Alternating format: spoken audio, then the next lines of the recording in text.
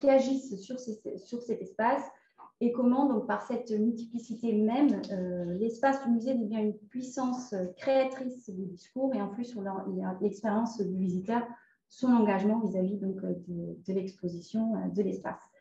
Et donc, à chaque rencontre, nous portons une attention particulière à des éléments et des acteurs qui contribuent donc à cette construction, à cette écriture spatiale du musée et de son exposition, des métiers, des savoir-faire, des médias qui, mis côte à côte, décèlent encore d'autres éléments, d'autres intervenants, d'autres compétences et surtout les réseaux qui s'établissent entre eux. Et après une discussion autour de l'architecture muséale lors de notre première rencontre, qui montrait bien la nature de ces échanges qu'on essaie donc de montrer à travers ce cycle, pour concevoir les données corps à une exposition, le thème de cette deuxième rencontre est les éléments de la scénographie. Donc, par quels moyens on choisit de montrer, d'exposer, d'exhiber les objets, les collections, en se passant justement de ces éléments, les objets. Comment on montre également les propos de l'exposition. On crée un parcours spatial, une ambiance. Par quels moyens on aide à la construction de l'expérience et de l'engagement du visiteur. Je donne maintenant la parole à ma collègue Viviana pour présenter aussi les trois invités ce soir. Oui, merci Anna pour cette présentation. Donc, nous allons aujourd'hui accueillir trois intervenants. Dans l'ordre, Frédéric Chauveau, bonjour. Vous êtes scénographe, fondateur et gérant de l'agence Point de Fuite depuis 2002, qui a signé depuis environ 120 projets en France.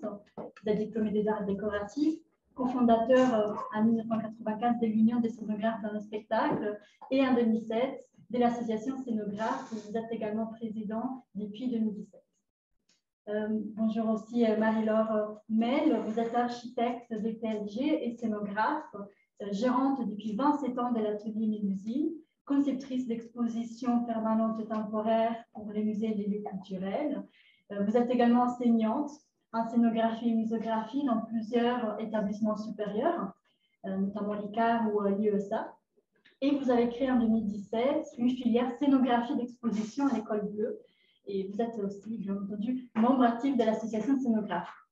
Et enfin, bienvenue et bonsoir aussi à Thierry Lévier, qui est directeur du pavillon Bozio, École supérieure d'art plastique de la ville de Monaco, spécialisée en art et scénographie. Vous avez été également responsable des expositions aux Beaux-Arts de Paris entre 2016 et 2021, où vous avez assuré de nombreux commissariats d'exposition. Et vous avez été aussi en charge de la filière métier des expositions, incluant des résidences, et aussi en charge d'un séminaire consacré à l'histoire de l'art et à la technique de la scénographie d'exposition dont vous nous parlerez aujourd'hui. Donc, merci beaucoup à nos intervenants et intervenantes d'être là ce soir. Et nous allons sans attendre laisser la parole au premier intervenant, M. Chauveau. Bon, merci à toutes et à tous d'être là pour nous écouter, pour parler de cette belle profession de la scénographie d'exposition. Je vais vous faire un tout petit topo assez rapide sur ce qu'est la scénographie, le rôle des scénographes au sein des expositions et aussi les enjeux, les missions des scénographes. Alors, un petit rappel, je suis désolé pour ceux qui le savent déjà, un petit rappel sur le métier de scénographe. En fait, il y a trois métiers en France qui portent le même nom. Donc, trois types de métiers différents qui sont des scénographes de spectacle, qui sont en fait les gens qui dessinent et qui conçoivent les décors de spectacle, qui sont des artistes plasticiens. On a les scénographes d'équipement, qui sont les gens qui conçoivent les salles d'exposition ou les salles de spectacle. Donc, ce sont des gens qui sont assez techniciens. Et au centre, on a le métier qui nous intéresse ce soir, qui sont les scénographes d'exposition, qui sont à la fois designers d'espace, à ce titre-là, ils sont aussi plasticiens, mais également techniciens qui doivent maîtriser tous les aspects techniques de la conception d'une exposition, à savoir la réglementation des ERP, donc les lieux qui reçoivent le public, c'est des règles de circulation, des choix et des classements de matériaux, des protections du public, des règles de préservation et de conservation et de protection des objets exposés dans des vitrines climatisées ou à hygrométrie contrôlée, des quantités UV, des soclages, des vitrines sécurisées, des règles de préservation du bâti. On intervient souvent dans des bâtiments qui sont des monuments historiques, des bâtiments classés ou sensibles. Des règles d'accessibilité physique. On intervient souvent avec la contrainte, bien sûr, de recevoir les gens à mobilité réduite ou des déficiences visuelles ou auditives, par exemple. Et d'autres règles sur l'éco-responsabilité des démarches impliquées, on en parlera peut-être un petit peu plus tard, qui nous sont imposées. Donc, on a un certain nombre d'aspects très techniques à gérer, auxquels s'ajoutent bien sûr les missions classiques de maîtrise d'œuvre, qui sont la gestion du projet, la méthodologie, le planning, la gestion du budget et la gestion des équipes et des intervenants. Donc, au même titre qu'un architecte, le scénographe est un maître d'œuvre du projet d'exposition et il accompagne le maître d'ouvrage, c'est-à-dire la direction du musée, le comité de pilotage du projet ou les commissaires d'exposition jusqu'à l'inauguration de l'exposition. À partir du programme clair et détaillé de la maîtrise d'ouvrage, le scénographe définit l'ensemble du process de monstration, c'est-à-dire le design de l'espace, les circulations, la répartition des thématiques, le design des mobiliers, simèses, vitrines, assises, pupitres, tables, etc. La définition des dispositifs de monstration en partenariat avec les responsables des collections et l'équipe de soclage. Il définit les principes de présentation des items exposés, le design des ambiances, c'est-à-dire le choix des coloris, la création des décors ou des reconstitutions, la définition des ambiances graphiques en partenariat avec le graphiste. Il définit la place et la forme du graphisme au sein du projet, les visuels, les panneaux, les kakémonos, les décors graphiques, les cartels, etc. Il intervient aussi sur la définition des dispositifs de médiation en partenariat avec le comité de pilotage, le muséographe, le manipeur, l'équipe multimédia. Le scénographe définit les principes de médiation interactive rendant le public acteur de sa visite, manip, multimédia, écran tactile, dispositif auditif, etc. Enfin, il n'y a pas d'ordre chronologique, hein, c'est une liste qu'on aurait pu mettre bien sûr dans l'ordre qu'on voulait. Il définit avec les responsables des collections et avec le concepteur lumière les ambiances lumineuses du projet. Il en définit les principes et en déterminant les ambiances, les températures de couleur, les quantités de lumière avec le partenaire concepteur lumière. Le scénographe est donc à ce titre le chef d'orchestre qui collabore avec les équipes du contenu, le comité de pilotage ou le muséographe, comme je viens de le dire, l'équipe des concepteurs éclairagistes, graphistes, illustrateurs, manipeurs, concepteurs multimédia et audiovisuels, concepteurs d'odeur, etc. L'équipe des réalisateurs, les agenceurs, les imprimeurs, les installateurs multimédia, les décorateurs, les peintres, et l'équipe de contrôle de sécurité aussi, c'est-à-dire qu'on est aussi garant de la réception des commissions ou des bureaux de contrôle qui vont valider l'ouverture du projet d'exposition en fonction du respect des règles des ERP. Donc voilà, c'est assez important déjà de comprendre que le scénographe est vraiment le maître d'œuvre et qu'il ne pourrait pas faire ça tout seul, qu'il est accompagné de beaucoup de partenaires qui vont travailler avec lui, que plus ce travail est fait en amont, plus le projet est de qualité. Voilà. Enfin, au sein de l'association Scénographe, on prône depuis longtemps l'idée que plus on est accompagné tôt sur un projet et plus le projet est cohérent. Par exemple, un graphiste et un scénographe, s'ils travaillent ensemble sur le projet dès le début, le projet sera certainement de bien meilleure qualité que si on détermine toute la scénographie sans graphisme et qu'ensuite on vient y coller un graphiste qui va faire ce qu'il peut pour essayer de s'adapter à une scénographie. Et c'est pareil pour l'éclairage, c'est pareil pour le multimédia, c'est pareil pour tous les aspects de conception du projet qui doivent être élaborés en fait dans un même geste. Alors, quels sont les enjeux de la scénographie? On peut dire que la scénographie accompagne les visiteurs dans l'appréhension et la compréhension du contenu. Donc, c'est un outil de compréhension, bien sûr, du contenu. Il est difficile, en fait, de répondre à cette question sur les enjeux de la scénographie sans vous faire un tout petit topo sur les typologies même d'exposition. Il y a 3 types d'exposition et donc, selon moi, il y a presque 3 enjeux assez différents de la scénographie en fonction de la typologie d'exposition. Il y a les expositions d'art, dites aussi expositions d'accrochage, où là, la scénographie doit donner à voir. Les scénographies sont généralement relativement sobres, elles doivent être un pas en arrière par rapport aux œuvres, bien évidemment. La scénographie ne doit pas prendre le pas sur les œuvres qui seront exposées. Et donc là, le véritable enjeu de la scénographie, c'est de donner à voir et de déterminer en fait tous les outils qui vont permettre de voir les œuvres présentées dans des conditions agréables et de faire en sorte, bien sûr, que les œuvres se renvoient les unes avec les autres et de créer ce dialogue avec le commissaire d'exposition. Il y a les expositions didactiques à contenu scientifique. Là, la scénographie doit donner à comprendre. C'est un travail très différent. L'enjeu de la scénographie ici, c'est de mettre en place tous les outils, souvent sous la forme de manip en 3D ou manip multimédia, qui vont permettre de faire comprendre un contenu à des visiteurs. Et le troisième type d'exposition sont les expositions historiques, où là, on est à la fois sur une scénographie qui doit donner, bien sûr, à voir, mais aussi à comprendre. Il s'agit d'emmener le visiteur dans un contexte historique, de lui faire un voyage dans le temps. Généralement, les scénographies dans ces expositions sont beaucoup plus immersives.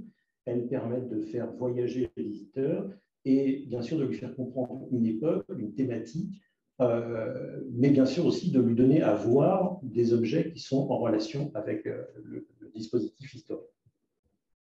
Donc voilà, pour faire assez court, les missions assez vastes de la scénographie et le type d'exposition qui sont des expositions très différentes. Je vous dis ça parce que, par exemple, au sein de l'association Scénographe, on a environ 60 agences de scénographie. Certaines sont très spécialisées, elles ne font que, par exemple, des expositions historiques, ou d'autres font plus des expositions d'art. Et ce n'est pas forcément le même travail. Voilà, c'est bien qu'on soit tous scénographes d'exposition, on ne fait pas une exposition d'art de la même façon qu'on fait une exposition historique.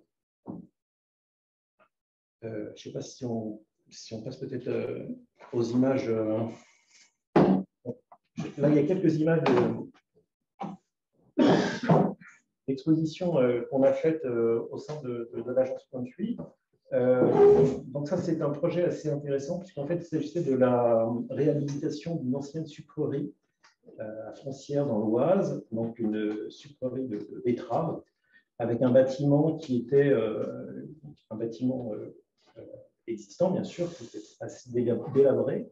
Et on nous a missionné pour faire une scénographie qui s'inclut dans ce bâti et qui va en donner à comprendre à la fois l'histoire du lieu, mais bien évidemment aussi des données scientifiques sur l'extraction du sucre à partir de la betterave.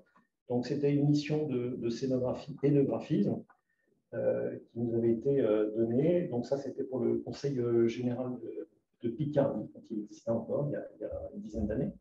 Voilà, on avait donc dans ce projet une longue bande violette qui venait prendre place dans la scénographie et dans lequel on retrouvait à la fois le graphisme, des petites manips, et le visiteur pouvait donc, au fur et à mesure de sa déambulation, comprendre l'histoire du lieu et la thématique.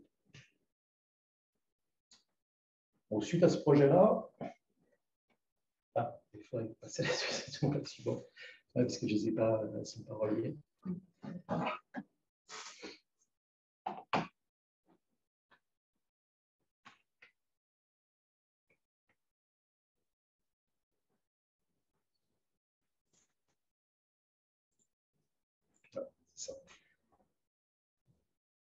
Donc, dans ce deuxième projet, en fait, on avait gagné un deuxième concours qui s'avait lancé immédiatement après, où toujours dans la sucrerie de Foncières, on a conçu un espace qui s'appelle Promesse végétale, qui est en fait un espace qui permet de comprendre les interactions entre le monde de l'agriculture, le monde de la recherche et le monde de l'industrie pour élaborer des nouveaux produits plus éco-responsables et plus bio dans l'industrie, dans le monde de l'alimentation. Et donc, on a conçu cet espace autour d'une grande table de matériaux, une espèce de matériothèque, qui permettait de renvoyer à ces trois univers assez différents sur lesquels on retrouvait des petites manips sous la forme de volets. Donc ça, les deux projets sont des expositions, que vous venez de voir, sont des expositions permanentes. Il y a aussi, bien sûr, la différence, dans ce que je vous ai dit, la différence entre exposition temporaire et exposition permanente. Pour ceux qui le savent déjà, ce n'est pas très intéressant, mais pour ceux qui l'ignorent, on a bien sûr des expositions qui sont installées en permanence dans des lieux d'exposition comme ça, mais on a aussi beaucoup de projets qui sont des expositions temporaires de durée relativement courte et qui sont sur des thématiques qui sont renouvelées périodiquement. Je ne sais pas s'il y a une deuxième. Il y a une seule feuille. Donc là, c'est pareil, on avait aussi une mission de conception graphique.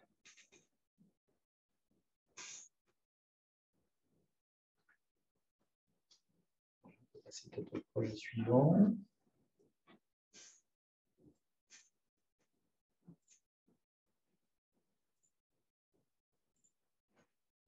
Donc ça, c'est un projet aussi d'exposition permanente pour le musée de la Grande Guerre de Meaux. Donc c'est un projet qui, le musée de la Grande Guerre a été fait par Christophe Lab, architecte scénographe. À la suite de l'ouverture en 2011, on a été missionné pour revoir un certain nombre d'espaces qui nécessitaient d'être soit améliorés, soit entièrement revus. C'est le cas de cet espace qu'on a créé, qui est l'espace famille, l'espace d'arrière-front, dans lequel on a conçu un décor de caisses avec beaucoup de manips. Il y a des manips d'odeur, il y a des manips interactives qui permettent aux visiteurs d'enfiler des uniformes, d'écrire des courriers. Donc en fait, l'idée, c'est d'emmener les familles dans cet espace-là qui est au milieu du parcours permanent, comme un espace de pause en fait, dans la visite, permettant aux familles de faire un certain nombre de prendre connaissance en fait, des activités des soldats pendant la Première Guerre mondiale à l'arrière du front. Donc, ils vont être des soldats qui vont effectivement recevoir du courrier, recevoir des colis, qui vont écrire eux-mêmes du courrier, qui vont se reposer, qui vont lire. Donc, on avait un certain nombre de thèmes au sein de cet espace-là. Deuxième slide, oui. Voilà, donc là, on ne voit pas très bien sur la projection, mais on avait reconstitué l'intérieur de colis avec ce que les soldats recevaient, associé à des jeux d'odeurs. Donc, le visiteur peut déclencher les odeurs, essayer de deviner le contenu de ces colis qui lui étaient ensuite confirmés avec l'éclairage à l'intérieur des colis qui venait expliquer effectivement qu'il recevait de la moutarde, qu'il recevait du tabac, du chocolat, des cornichons et autres. Tout l'éclairage était fait au travers de lampes tempête, qui ressemblaient beaucoup aux lampes de l'époque, dans lesquelles on avait intégré des petits éclairages LED. Donc, c'est l'éclairage essentiel du lieu sont sous la forme de ces lampes. C'est un espace assez intimiste qui fonctionne bien. C'est un espace qui a été primé en 2019 au prix de l'espace innovation européen.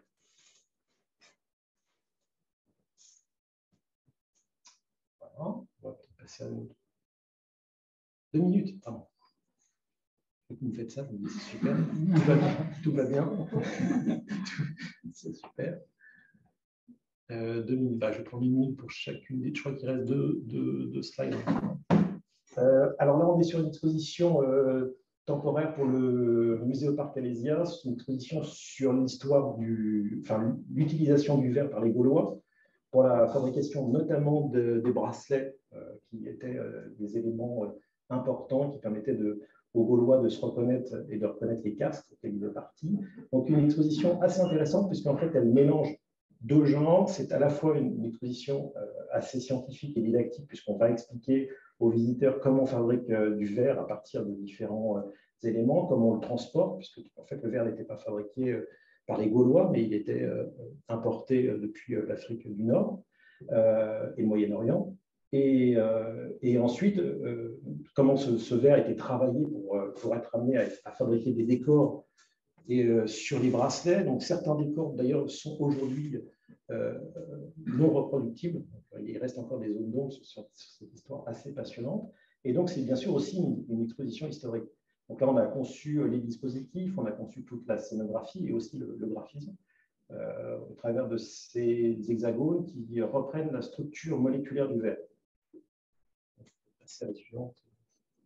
Alors, ça, c'est une vue 3D de l'exposition qui fait 200 mètres carrés.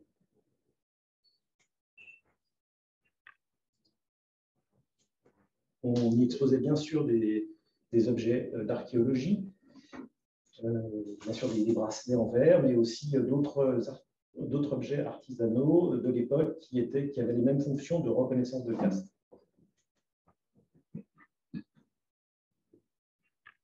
C'était les principes graphiques. On va passer peut-être à l'autre slide sur le dernier projet.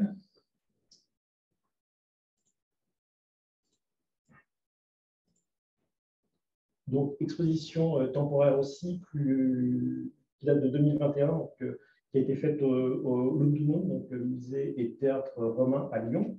Une exposition sur l'alimentation des Romains. Donc, encore une fois, une exposition à la fois historique, mais avec un contenu scientifique assez élaboré. On s'est associé sur ce projet, c'était une plus-value de notre proposition. On s'est très vite associé avec un illustrateur et on a imaginé qu'on pourrait accompagner les visiteurs au travers d'un certain nombre de parcours, de personnages identifiés, on a déterminé, qui sont des personnages clés correspondant à des personnages, à des personnes dans les castes romaines. Donc on a une fermière, on a un gladiateur, un sportif, un centurion, des enfants, un esclave. Toutes les tranches de la société romaine étaient représentées. Et le visiteur, en fait, est amené à suivre ces personnages qui vont venir interagir avec le contenu de chaque espace. Voilà. Donc, il y avait aussi, bien sûr, des reconstitutions des alimentations. On peut passer à la suivante. Le plan, je pense que je ne vais pas avoir le temps de vous expliquer. Enfin, si peut-être des différents espaces. Donc, c'est une exposition qui fait 500 mètres carrés. Et donc, en fait, on avait suivi le programme. C'était une demande du commissaire d'exposition de traiter le sujet de l'alimentation des Romains au travers des espaces de consommation. Donc, on avait le marché. Donc, les visiteurs arrivaient par là. Donc, on avait le marché, bien sûr l'endroit où les gens vont venir faire leurs courses, ce qui permettait de présenter en fait les différents types d'alimentation, les produits laitiers, les produits végétaux et les produits animaux et aussi les produits issus de la mer. Ensuite, on avait un espace très ouvert, une taberna. Donc, la taberna, c'est l'endroit où les Romains vont manger sur le pouce. C'est presque une sorte de fast-food de l'époque. Donc, un espace ouvert, puisque en fait, c'est un espace qui était ouvert aussi sur le marché, c'était des espaces ouverts sur la rue. Le triclinium, donc, qui est la salle de banquet. Donc, c'est à peu près à quoi ressemble la salle de banquet. La cuisine, qui était aussi la cuisine du triclinium, mais qui pouvait être aussi une cuisine d'un Romain relativement riche. Et on avait un dernier espace en fait, qui faisait écho. C'est nous qui leur avons proposé de faire écho sur ce qu'est la consommation aujourd'hui, de faire le rapport entre la consommation romaine et la consommation aujourd'hui. Donc, on avait la mise en parallèle des menus de l'époque avec ce que seraient les menus, par exemple, d'un sportif aujourd'hui par rapport à un gladiateur ou une femme enceinte par rapport à la fermière qui était enceinte aussi. Donc, en fait, ça permettait de faire des liens avec aujourd'hui. On avait un petit espace enfin sur l'archéologie, donc l'explication pour les visiteurs des principes archéologiques qui ont permis bien sûr d'extraire des objets et d'en trouver toute l'histoire et la signification. C'est une exposition assez intéressante puisque là, grâce à ça, je vais sélectionner parce que ça permet de voir aussi que la scénographie va aussi déterminer des décors très réalistes, hein, parce que là, on a reconstitué carrément toute la partie cuisine de la taberna, avec aussi les dispositifs de cuisson. Ils avaient des dispositifs assez astucieux qui permettaient de créer de l'eau chaude. Et puis, l'insertion dans ces décors-là de multimédia, de projection, donc avec des personnages qui viennent interagir avec le public au sein de portes qui sont insérées dans le décor. Donc là, sur un projet comme ça, on a à la fois du graphisme, des vrais décors, des décors graphiques, des personnages, de l'illustration, un jeu avec notre éclairagiste Jean-François Salieri qui nous avait accompagné sur ce projet assez intéressant aussi, puisque On a fait des éclairages dynamiques sur les parties où il y avait, par exemple, sur cette partie-là qui était ouverte sur la rue, je lui ai demandé de me faire un éclairage dynamique avec la lumière du soleil qui rentre dans la taberna et qui va créer des ombres assez intéressantes. Donc, ce n'est pas forcément des éclairages zénithales comme on peut trouver traditionnellement dans le musée. Donc, voilà, on aime bien aussi travailler dans des directions différentes et surprendre le visiteur. Et on a bien sûr des vitrines qui vont exposer de façon beaucoup plus classique les objets d'archéologie dans des vitrines avec une gestion de l'hygrométrie et qui sont aussi des vitrines sécurisées par l'arbre. Je crois qu'on va faire la fin de moi. Voilà. Merci beaucoup. Merci beaucoup, M. Chevaux, pour votre intervention très riche et passionnante. Je propose à l'auditoire et aussi à notre public en ligne de garder vos questions pour la fin. Et donc, on va directement passer à notre deuxième intervenante. Alors, Marie-Lormel, elle va partir dans un bâtiment du XIVe siècle. Ça va aller? Un beau petit bâtiment médiéval. Je viens un petit peu en appui avec Frédéric, qui vient de dire plein de choses sur des expositions, sur des typologies, sur des expositions d'art, sur des expositions d'archéologie, tout ça. Et là, on va partir dans ce qu'on appelle un centre d'interprétation ou un lieu de mémoire, dans un beffroi du XIVe siècle, qui est à Douai. Donc, je ne vous présenterai que ce projet-là parce que je l'adore, en fait. J'ai passé beaucoup de plaisir sur ce projet, absolument atypique, un beffroi du XIVe. Avant je voudrais qu'en fait, ça ne t'embête pas de me mettre le petit film. Il y a un petit film de 3 minutes que je trouve intéressant. Ce n'est pas moi du tout, c'est ma cliente, en fait, qui est la directrice de l'Office de tourisme de Douai, qui nous a soutenus sur tout ce projet et qui parle de ce que c'est qu'un scénographe et un muséographe. Je trouvais ça intéressant que le maître d'ouvrage s'exprime, puis après, je raconterai les histoires. Et alors, l'historique, pendant qu'elle met le film en route, cette jeune fille, dont j'ai oublié le nom, Anna. Donc, je suis appelée par un architecte du patrimoine de Lille, avec qui j'avais déjà fait un projet à la maison natale Charles de Gaulle à Lille, qui me connaissait, non? Un architecte du patrimoine. Ah, bah oui, c'est ça. C'est les cloches. Et donc, je suis appelée en 2008, donc c'est une vieille histoire. Et ça a duré. Et il m'appelle, il me dit, Marie-Laure, on m'appelle pour le beffroi de Douai, pour restaurer ce beffroi du XIVe siècle et du boulot. Qu'est-ce qu'on va bien pouvoir raconter? Bon, alors, on a fait une petite étude de faisabilité tous les deux en 2008, et puis c'est resté 2 ans au placard parce qu'il ne comprenait pas très bien. Et puis en 2011, 2013, on a cherché des sous, on a rencontré le maire, et là, le directeur technique, c'est très intéressant par rapport à des musées dont tu viens de parler. Là, on se retrouve dans une mairie où les garçons, ils ne savent pas ce que c'est qu'un musée, en fait, et qu'un espace muséographique, qu'un muséographe, un scénographe, il y a encore un étage, ils ont du mal quand même, hein, un peu, des fois. Et le directeur technique, je lui explique, et le maire me dit, Madame Maire, vous me faites tout, le graphisme, la scénographie, la muséographie, je dis non, pas du tout, non, c'est pas possible. Donc, il a fallu que je monte mon équipe et que je prouve à ce monsieur le maire qui était charmant que ça ne marchait pas comme ça, quoi. Et en fait, ce qui s'est passé, et ça, les échanges, les dialogues, ça a duré donc jusqu'en 2012-2013, je veux dire en 2014, c'est vieux histoire, mais je l'affectionne particulièrement, c'est pour ça que ça me fait plaisir de vous en parler ce soir. Et en fait, ce qui s'est passé, c'est que justement, on parle souvent à l'association scénographe de la relation entre les maîtres d'ouvrage et les maîtres d'œuvre et de la nécessaire bonne relation. Est-ce que c'est un mariage de raison ou un mariage de passion? Eh bien là, sur Douai, ce fut un mariage de passion et de raison. Et ça, c'est formidable pour nous, pour les professionnels, parce qu'ils m'écoutaient. L'architecte déjà du patrimoine, on travaille aussi sur le problème, c'est souvent, je suis architecte moi-même, mais bon, il y a des architectes qui ne comprennent pas ce qu'on demande, hein. Et lui, il était génial, il m'écoutait, il respectait mes choix, on avait des limites de prestations entre lui, son bâtiment en briques du 14e, et moi, d'une sorte d'événement scénographique. Et donc, la ville et les responsables du tourisme écoutaient nos préconisations, nous entendaient, on échangeait, et c'était formidable. Mais ce n'est pas tous les jours comme ça, hein. Et puis, j'ai monté une équipe avec une muséographe très percutante, etc. Donc, je veux bien le petit film, il dure quelques minutes, mais elle raconte, elle est dans le beffroi et elle raconte pourquoi c'était bien de faire appel à nous. Ah, elle s'appelle Stéphanie Teffry. Tu peux y aller. Je gêne, là.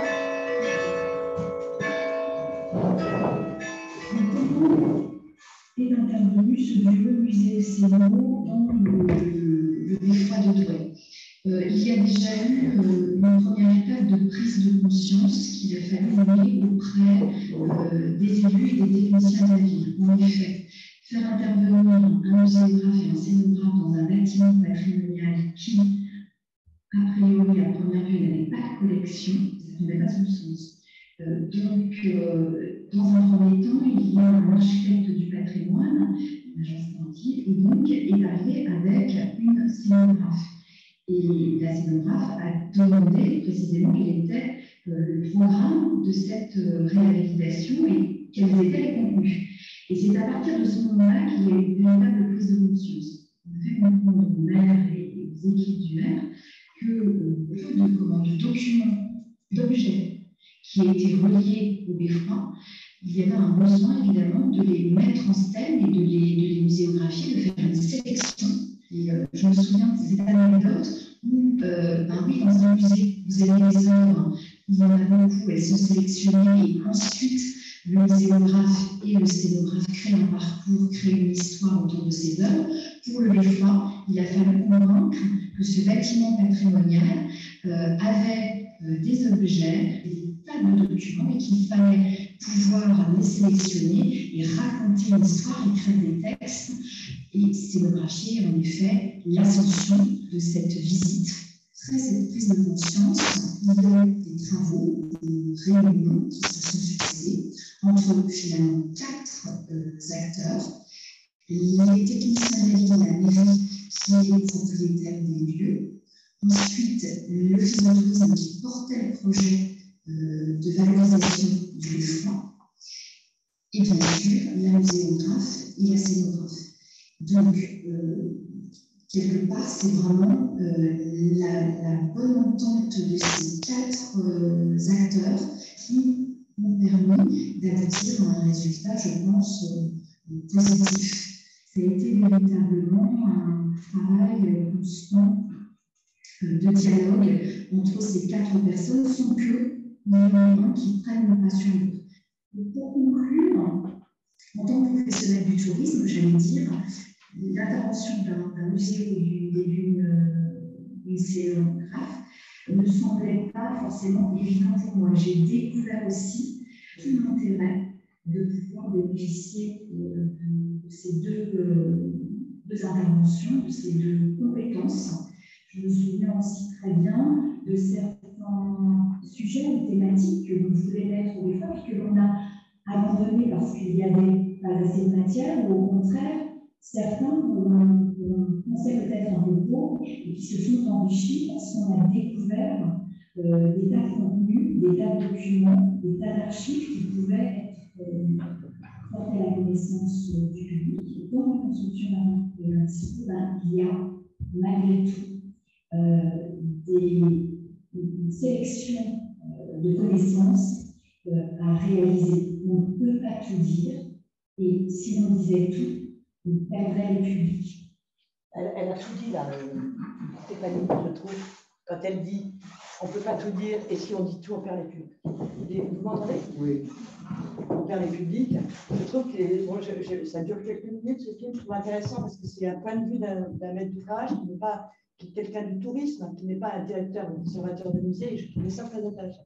Dans sa liste, elle a oublié l'architecte qui avait un point important, elle parle de 4 acteurs. Mais avec un Z, et voilà. Merci.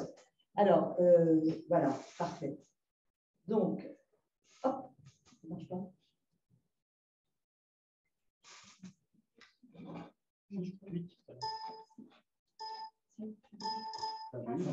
C'est joli. Et comment tu as fait? Ah bon, d'accord. Donc, on a 320 mètres carrés sur 5 niveaux. On a un bâtiment médiéval classé monument historique. On a également une aventure sympathique qui est la nécessaire mise en réseau de 54 beffrois inscrits au patrimoine mondial, inscrits au patrimoine mondial de l'UNESCO. Et du coup, ce beffroi de Douai, en lançant ce projet, devient la tête de pont des 54 beffrois. 54 beffrois, dont 17 en Belgique. Hein, c'est vraiment le nord, toute la carte. Donc nous, on se dit, et puis, contrairement à ce qui a été dit grâce au film de Danny Boone, dans le film de Danny Boone, de Berg, ils disent que c'est le carillon. Et en fait, ils sont allés jouer dans le carillon de Douai, donc ils mentent en fait. Dingue, incroyable. Bon, enfin, en tout cas, c'est un des meilleurs carillons, c'est celui de Douai. Il se trouve que après, je suis allée travailler sur le beffroi de Berg, donc c'était amusant de voir la différence entre un bâtiment qui a été détruit pendant la guerre et qui est en béton, et puis un bâtiment du XIVe siècle avec toutes ces... J'appuie là, hop, ça marche. Avec, par exemple, ça. Donc, comment on va parler de la ville, des festivités, des géants de la famille Gaillan? Donc, les géants sortent une fois par an, le 12 juillet, le 14 juillet, le 13 juillet, dans les rues. Ils font 7,20 mètres de haut. La famille Gaillan, le père, la mère, les enfants, ils sortent, ils se baladent dans la rue. C'est comme un peu, dans le Nord, il y a plein de carnavals de ce genre. Il fallait raconter cette fête des Gaillans, qui est une famille très connue depuis très longtemps, un des plus grands carillons d'Europe, une architecture particulière, 192 marches pour monter. Il ne faut pas oublier son plan, son tournevis dans la cabine du carillonneur tout en haut, 192 marches. Décidément, attention mouvement, Jean-François Salieri, c'est incroyable, deux éclairagistes, Stéphanie et Jean-Jacques. Frédéric et moi, j'ai fait travailler Jean-François Salieri également sur les cloches, vous savez quoi, nos cloches. Voilà, en fait, donc, on est dans ce bâtiment assez beau, vraiment très beau, qui a été peint par Corot, le beffroi de Douai, peint par Corot, cité par Victor Hugo. Voilà, une belle aventure. Alors, il nous est arrivé un truc amusant. On s'est dit comment on va faire, comment on va monter le contenu de cette histoire au fil des 192 marches et de nos 5 niveaux, avec un escalier extrêmement étroit. Donc, en fait, un projet plein d'atouts et de contraintes. Je vais vite, parce que je n'ai pas beaucoup de temps, mais des atouts architecturaux et patrimoniaux, mais aussi des contraintes de conception et mise en œuvre, parce que j'ai un escalier très étroit. Je ne peux pas tout monter, des contraintes de petitesse des espaces, parce que j'ai des espaces de 45 mètres carrés qui rétrécissent au fil de la montée, qui passent à 35. Quand on a un groupe de 25 personnes, donc il faut gérer ça. Ça rétrécit au fil de la tension. Les volumes et les mobiliers, donc, vous allez voir, sont plutôt positionnés en périphérie. Les dispositifs scénographiques, on les a un peu détachés de l'architecture normale, en accord avec l'architecte, mais ça, je fais souvent ça, c'est-à-dire que je ne vais pas me coller à l'architecture. Plus loin, on est complètement intégré à l'architecture de briques. Et puis, ce qu'on voulait absolument, c'est exploiter, parce qu'on fait dans ces lieux, tu as des petites niches, des petites alcôves, des meurtrières. Donc on a tout exploité. Dès qu'il y avait un petit trou, on exploitait les niches, les alcôves, tous ces endroits. On valorisait tel élément de décoration. On voit un peu les 4 niveaux, là, mais on va se promener dans les étages, révéler les vestiges de témoignages du passé, le banc du guetteur, les sculptures en pierre que je vous ai montré tout à l'heure. Alors, effectivement, et un élément important, mais ça, c'est pour la petite anecdote. Donc, vous voyez ici, là, vous voyez, il y a un petit trou de 2 mètres par 2, là, enfin, un gros trou. Ce trou, et dans tous les beffrois, il y a des trous centraux pour descendre des cloches tous les 50-60 ans, parce qu'elles ne passent pas par les escaliers, en général, pour descendre des cloches pour les restaurer. Je dis tous les 50-60 ans, mais il ne faut pas exagérer, ça peut être tous les 80 ans, donc je ne serai pas là pour les revoir, c'est de Douai. Je n'ai jamais vu celle de Douai descendre, mais il y a quand même 58 cloches, hein, énorme, hein. Il y en a une, c'est énorme, vous allez voir quelques photos colorées. Et par contre, j'ai eu la chance, 3 ans après, de voir toutes les cloches descendre par le trou de Berg, parce qu'ils ont toutes restaurées quand on a refait le beffroi de Berg, la muséographie. Là, j'ai assisté à la descente des cloches, c'est hallucinant, à la descente, à la restauration et à remonter. C'est vraiment des événements formidables sur la ville, quoi. Donc, cet élément important, c'est garder la trémie centrale. Donc ici, nous, vous allez voir, l'exploiter à usage scénographique, évidemment. Ouais, c'est ça. Je passe à la suivante. Alors, là, il y a eu un truc insolite. Donc, vous voyez mon petit beffroi, il est là, il est tout petit. Hein. Donc, normalement, on rentrait par ici et puis on sortait par là. Et puis, en plein, c'est pour ça que c'est important, la relation maîtrise d'ouvrage, maîtrise d'œuvre et le dialogue et les échanges et discuter, aller voir des coups, discuter avec les frites. Ben oui. Et ben, non, mais c'est important. Et ben, à un moment, le maire me dit, j'ai un petit local à côté. Je dis, comment ça, vous avez... Parce que j'ai demandé ce que c'était que ce local à côté dans l'hôtel de ville. Il me dit, je le prête à des photographes amateurs. Je dis, comment ça, vous prêtez? Voilà. Donc, j'ai récupéré ce local. En fait, on a trouvé un local pour les photographes amateurs dans la ville de Douai. Et je lui dis, non, non, vous nous filez, l'architecte et moi, on a dit, vous nous filez cet espace, c'est extra parce qu'on va pouvoir créer quelque chose de mieux. On va pouvoir... Et du coup, on a pu, mais du coup, ça nous a repoussé de 6-8 mois parce qu'il fallait retrouver d'autres budgets. Hein. J'ai oublié de vous dire, ah oui, c'est intéressant quand même. Le projet a coûté 733 000 € mais en 2014. Hein.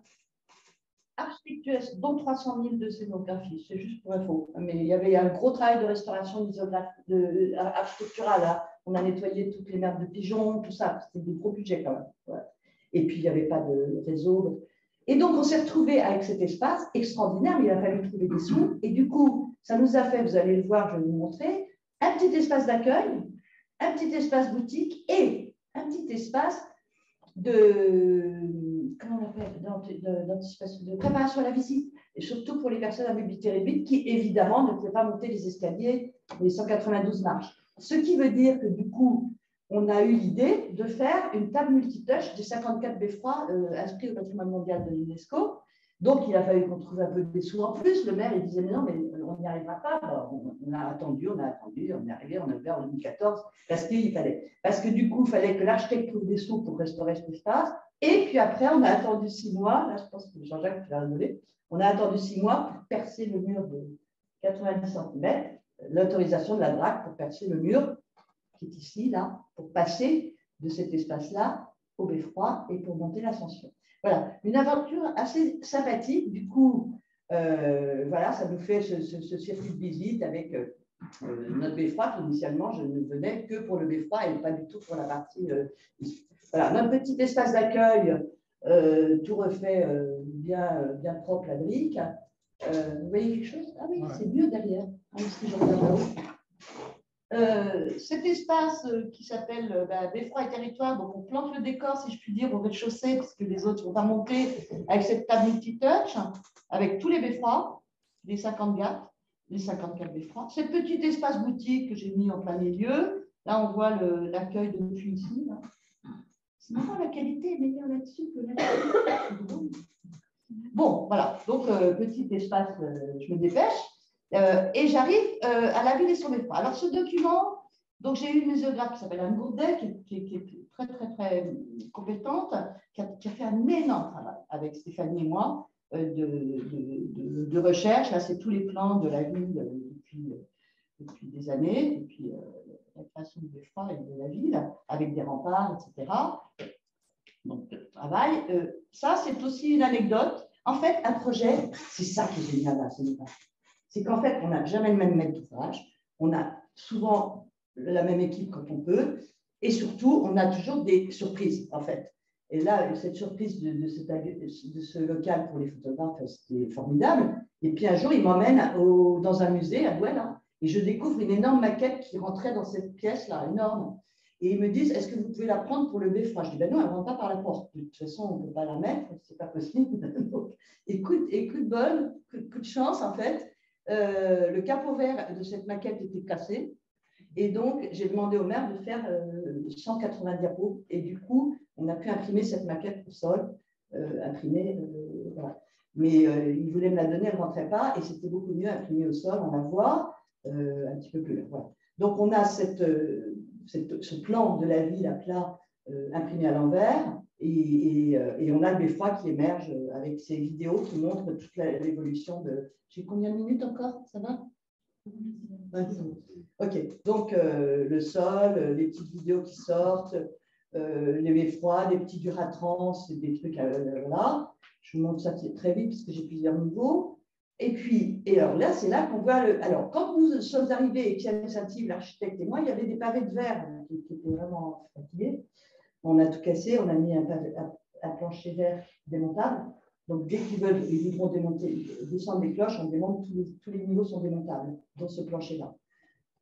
Voilà, et du coup, ça nous a donné un jeu de transparence assez sympathique que vous allez voir, parce que là, je suis au rez-de-chaussée et je vois le premier étage. Voilà, Voilà, je suis encore sur ma grande carte. Voilà. Donc là, je suis montée à l'étage et je vois la ville depuis là-haut, de 3,50 m de haut, autour de ce plancher vert. Donc, je monte à l'étage. Oui, donc, j'ai oublié de vous parler un peu des contenus, mais ça tombe sous le sens, peut-être. Niveau 0, on parlait de la ville. Niveau 1, on parle de l'architecture des hommes, de la vie communale et des pouvoirs mis en place. Et donc, là, alors, comme je vous disais, vous voyez, ici, il y a une grande alcôve, ici, il y a des petites alcôves, ici, il y a des décors, ici, bon, etc. Donc, on a utilisé tous les petits recoins, dès qu'on pouvait utiliser les petits recoins. Niveau 1, toujours ces docs, ce travail formidable de contenu, une sélection, un gros travail d'écriture, etc. Un glossaire sur l'architecture avec le beffroi, et puis là, c'était nos maquettes, mais vous allez le voir en pour de vrai. Les échevins et pouvoirs en place avec quelques rares objets, contrairement aux expos que Frédéric vient de présenter, entre autres d'archéo. Nous, on n'a pas d'objet, en fait, on n'a pas d'objet, évidemment. Donc, cette photo, elle est en double, mais ce n'est pas grave, mais je l'aime bien, c'est comme ça. Et alors là, en plein centre, comme il y avait une vieille maquette en bois qui était poussiéreuse à souhait, que le maire voulait absolument que je garde, que je nettoie, je dis non. Parce que des fois, on est autoritaire, mais avec le sourire, ça marche en fait. Hein. On leur dit gentiment, on ne regarde pas votre maquette. Et donc, j'ai proposé une maquette blanche. Donc, vous voyez, on voit bien. En fait, mais je voulais faire un truc assez simple. Normalement, les maquettes blanches, on fait des projections dessus. Là, je ne voulais pas de projection. J'avais de l'audiovisuel en bas, j'avais de l'audiovisuel au 3e et j'avais un spectacle lumineux et musical au 4e. Je voulais que cet espace-là sur l'architecture soit sobre, sans. Voilà. Donc, on a juste fait cette maquette blanche assez jolie, enfin, pas compliquée, mais de la forme. Ces petits dessins racontent la façon dont, avec le maquettiste, on a essayé de transformer, en fait, de simplifier le bâtiment, je dirais. Ouais. Donc, elle trône en plein milieu de mon plancher vert. Voilà. Et puis, au-dessus, on a les échevins de toutes les couleurs. Voilà.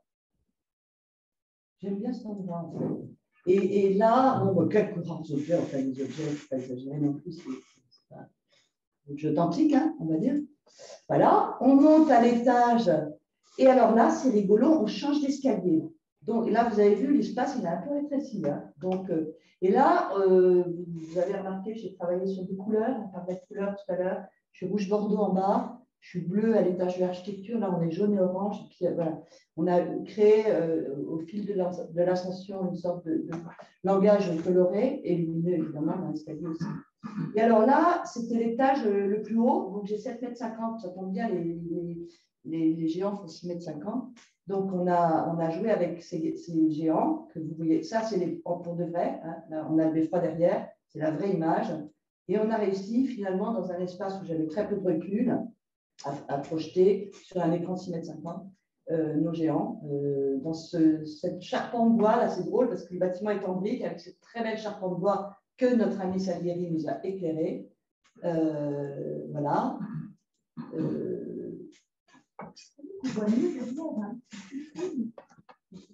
Alors ça, c'est une petite maquette pour les... Ah oui, j'ai oublié de dire.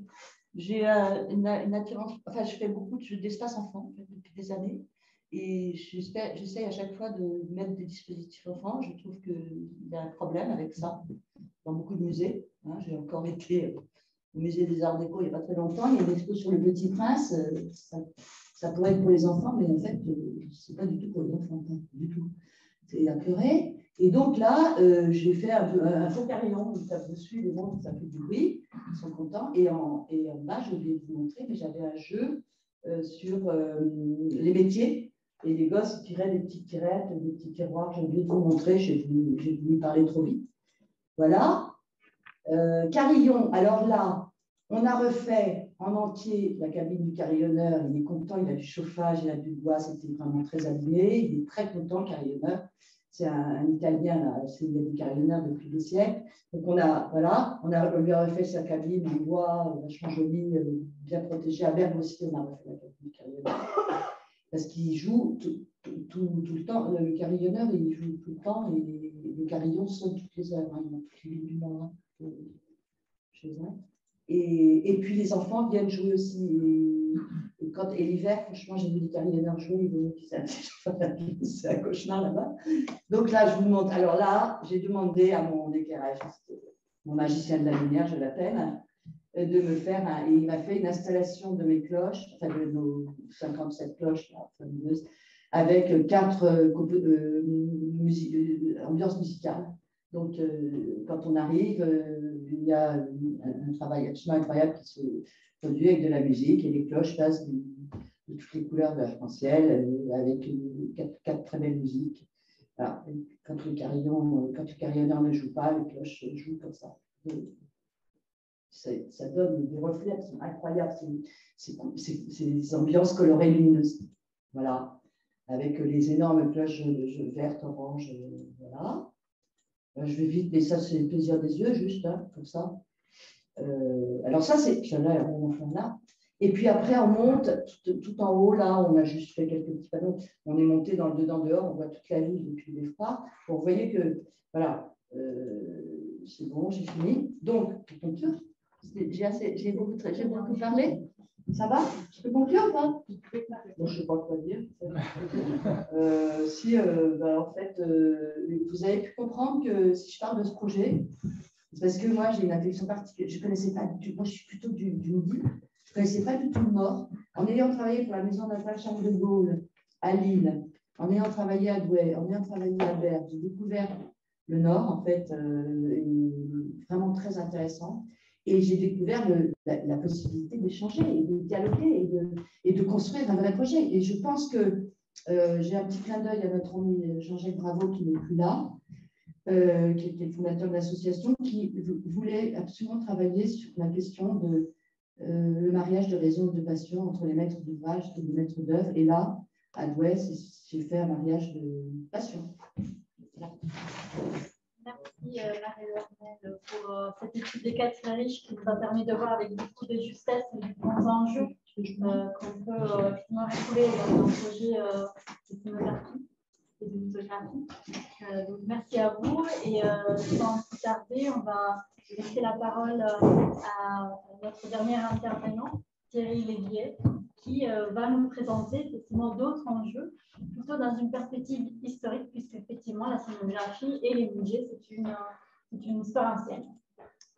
Ouais, je commence avant même que ça démarre, comme ça je gagne quelques secondes. Moi j'ai reçu la mission impossible de parler de l'histoire de la scénographie en 30 minutes. Wow.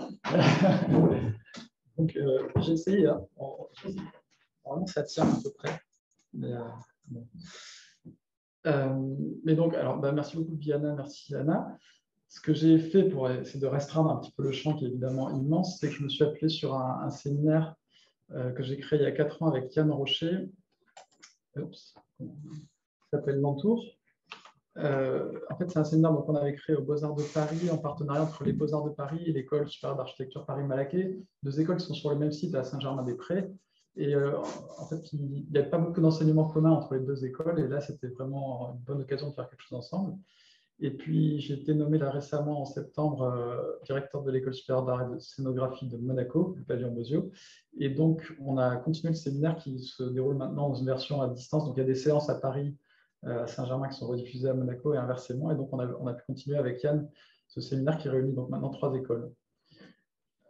Voilà quelques images des cours à Paris, donc dans les bâtiments des Beaux-Arts, dans les bâtiments de l'école d'architecture. Donc, évidemment, comme il y a une vingtaine d'étudiants en architecture chaque année, on a pas mal de conférences sur l'exposition d'architecture, qui est une sorte de discipline à part entière. On a reçu beaucoup de gens très, très différents. On a eu des grands noms comme Andrés Le Pic, qui est passé par le MoMA, ou la Pinacothèque, qui avait fait venir beaucoup de monde. Parce qu'il y a les étudiants en master et puis on a un petit groupe d'auditeurs libres aussi qui suit le séminaire. On a reçu beaucoup de scénographes, dont certains de votre association. Je crois que la liste n'est pas tout à fait complète, mais enfin, voilà, il y avait des cas divers et variés. Beaucoup d'artistes, là pareil, la liste n'est pas complète. On a eu des gens comme Thomas Lehmann, John Armleder, c'était assez international. Des commissaires, donc, comme Maria Stavrinaki, qui était venue parler de son exposition au Centre Pompidou, par exemple, ou Anne Bresson, qui a fait récemment une exposition sur la céramique au musée d'art moderne de Paris, ou Célia Barnasconi et Mathilde Roman, qui travaillent plutôt à Monaco. Bon, voilà. Alors, j'ai fait une expo ultra condensée pour ne pas perdre 1 minute, et on va rentrer dans cette gigantesque tâche homérique de raconter l'histoire de la scénographie. Enfin, ce n'est pas vraiment raconter l'histoire de la scénographie, mais c'est s'appuyer sur quelques-unes des conférences qu'on a eues dans le séminaire, essayer de les agencer, en tout cas, dans un ordre cohérent, Ah, je n'ai pas allumé le micro, mais on entend. Celui-là, il marche bien. Non, ici, oui, mais je ne sais pas en ligne. Parce que c'est pour les gens en ligne, c'est là-dedans. Okay. Vous aurez déjà appelé ça. Ouais. Okay. Donc voilà, c'est d'agencer de manière cohérente les conférences qu'on a organisées pour qu'en filigrane, ça crée une sorte d'historique. Alors, je remonte très très loin dans le temps parce que je commence avec une conférence qui avait été donnée par Dominique Figarella, qui est un artiste, et qui s'est appuyé sur un texte qui était un anthropologue américain. Le titre est emprunté en tout cas à cet ouvrage. Donc, une histoire profonde de l'exposition, ça vient une histoire profonde de l'État ou quelque chose comme ça. Et Dominique Figarella s'appuie donc sur cette thèse de James C. Scott pour essayer de trouver une origine ultime de l'exposition, en fait, qui serait dans ce moment fondateur où les grandes villes en Mésopotamie sont fondées, où il y a l'érection des murs d'enceinte, et il y a cette espèce de coupe irrémédiable entre la vie des êtres humains dans un environnement naturel et puis cette vie urbaine qui se crée à ce moment-là, avec la sédentarité, avec l'agriculture, avec le servage, etc. Et au fond, lui, il dit à partir du moment où il y a cette coupe-là, il n'y a plus jamais il y a un lien qui est perdu, irrémédiablement perdu, et tout ce qu'on va faire par la suite, l'histoire des jardins, même l'invention de la campagne, enfin le terme campagne, tout l'imaginaire de la campagne, tout ça, ce ne sont que des artifices qui recréent une chose domestiquée, il n'y a plus ce lien primaire qui nous était donné initialement. Et finalement, il dit que l'exposition n'est jamais qu'un de ces artifices qu'on recrée pour recréer une sorte de sensation originelle. Cette chose-là, finalement, est perdue. Bon, c'est un peu abstrait comme ça, mais vous allez voir, on a une deuxième conférence de Vincent Normand qui, au fond, disait quelque chose de pas si différent. Vincent Normand, il a été cherché dans une histoire aussi très ancienne de l'exposition, tous les dispositifs qui permettent d'opérer des sections, des coupes. Donc le théâtre anatomique, les zoos, l'histoire des musées d'histoire naturelle, toutes ces choses-là qui permettent de disséquer. Et il a écrit aussi un autre ouvrage qui s'appelle « Contre-histoire de la séparation », qui entremêne le destin de la guillotine et du musée. C'est une idée assez étonnante, mais en gros, il dit ces deux choses-là évoluent sur des voies parallèles et elles ont le musée comme la guillotine ont le même objet. Il s'agit d'un moment d'opérer une coupe. Alors, c'est un peu la même idée que celle de Dominique Figarella. Et si on essaie de l'illustrer avec des grands jalons de l'histoire de la scénographie, on comprend un peu mieux ce qu'ils veulent dire, je pense. Parce que si par exemple là, donc ça c'est la première documentaire mise en scène par Arnold Bode, qui est un artiste qui a fait des choses merveilleuses, qui ne sont pas forcément les plus connues dans l'histoire de la scénographie, mais c'est fantastique tout ce qu'il a fait pendant les deux premières documentaires. Et vous voyez qu'il a monté ces murs en parpaing qui ont vraiment pour fonction d'isoler les œuvres.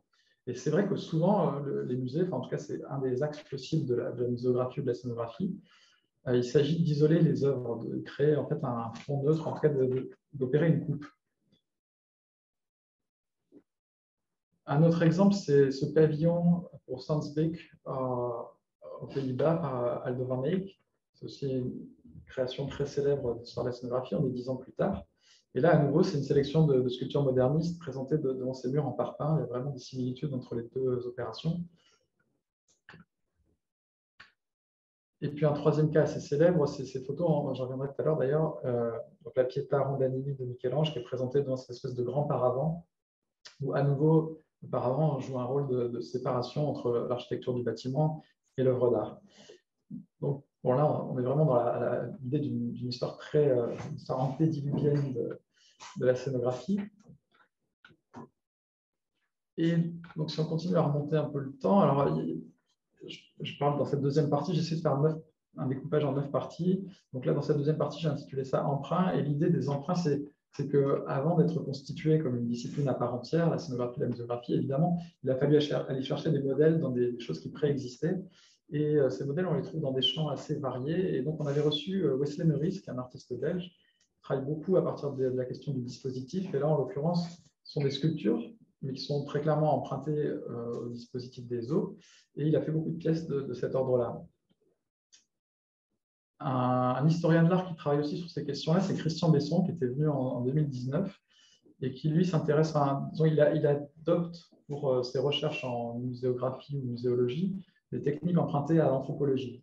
Et donc, il va comparer il va décentrer sa recherche et aller chercher des exemples à différents endroits. Donc là, en l'occurrence, il avait fait une conférence sur la dépouille et ses reliques. Et donc, en fait, c'était la technique funéraire qui était scrutée dans son analyse, avec différents modes de création d'aura, où lui, il s'intéresse beaucoup à la question de l'agentivité, hein, d'après Alfred Gell, donc comment on crée de l'agentivité autour des choses. Et donc, en fait, voilà, comment on veut créer de l'aura autour des choses, qui est une question qu'on trouve évidemment, qui est très centrale dans la question de scénographie. Mais donc, il s'est aperçu que souvent, certaines techniques scénographiques étaient empruntées à des champs qui n'avaient rien à voir. Et au fond, c'est vrai que même dans l'art funéraire, il y a des emprunts. Un autre type d'emprunt et une autre forme antédiluvienne d'exposition, c'est la question de la procession. Et ça, on avait reçu une grande spécialiste qui s'appelle Claire Tancons, qui elle est commissaire d'exposition, même si elle a fait des études d'histoire de l'art très poussées, elle s'est beaucoup intéressée à la question des processions. Et c'est vrai qu'il est d'usage chez les historiens de l'art de faire remonter l'histoire de l'exposition en dernière instance à la question de ces processions. Alors, dans le monde romain, c'est les triomphes, ces processions pour célébrer une victoire militaire. Il y a beaucoup d'autres cas. Dans la Renaissance, il y a ces parades diplomatiques quand on reçoit un autre souverain. Puis dans le monde russe, il y a évidemment les processions d'icônes, etc. Donc, bon, c'est vrai que c'est une histoire ancienne et une histoire dans laquelle il y a une véritable question de display d'images. Là, en l'occurrence, dans les tableaux, ceci de tableaux de Mantegna, il y a des tableaux qui sont littéralement portés en déambulation. Et puis sur l'image de gauche, c'est une parade organisée par Claire Tancons. Donc, elle appelait ça performance processionnelle. Et pendant peut-être une quinzaine d'années, ça fait très longtemps qu'elle fait ça, mais elle a organisé beaucoup de performances processionnelles comme ça à travers le monde. Alors, d'autres emprunts possibles, peut-être plus surprenants, ce sont ceux que l'exposition doit à la culture populaire.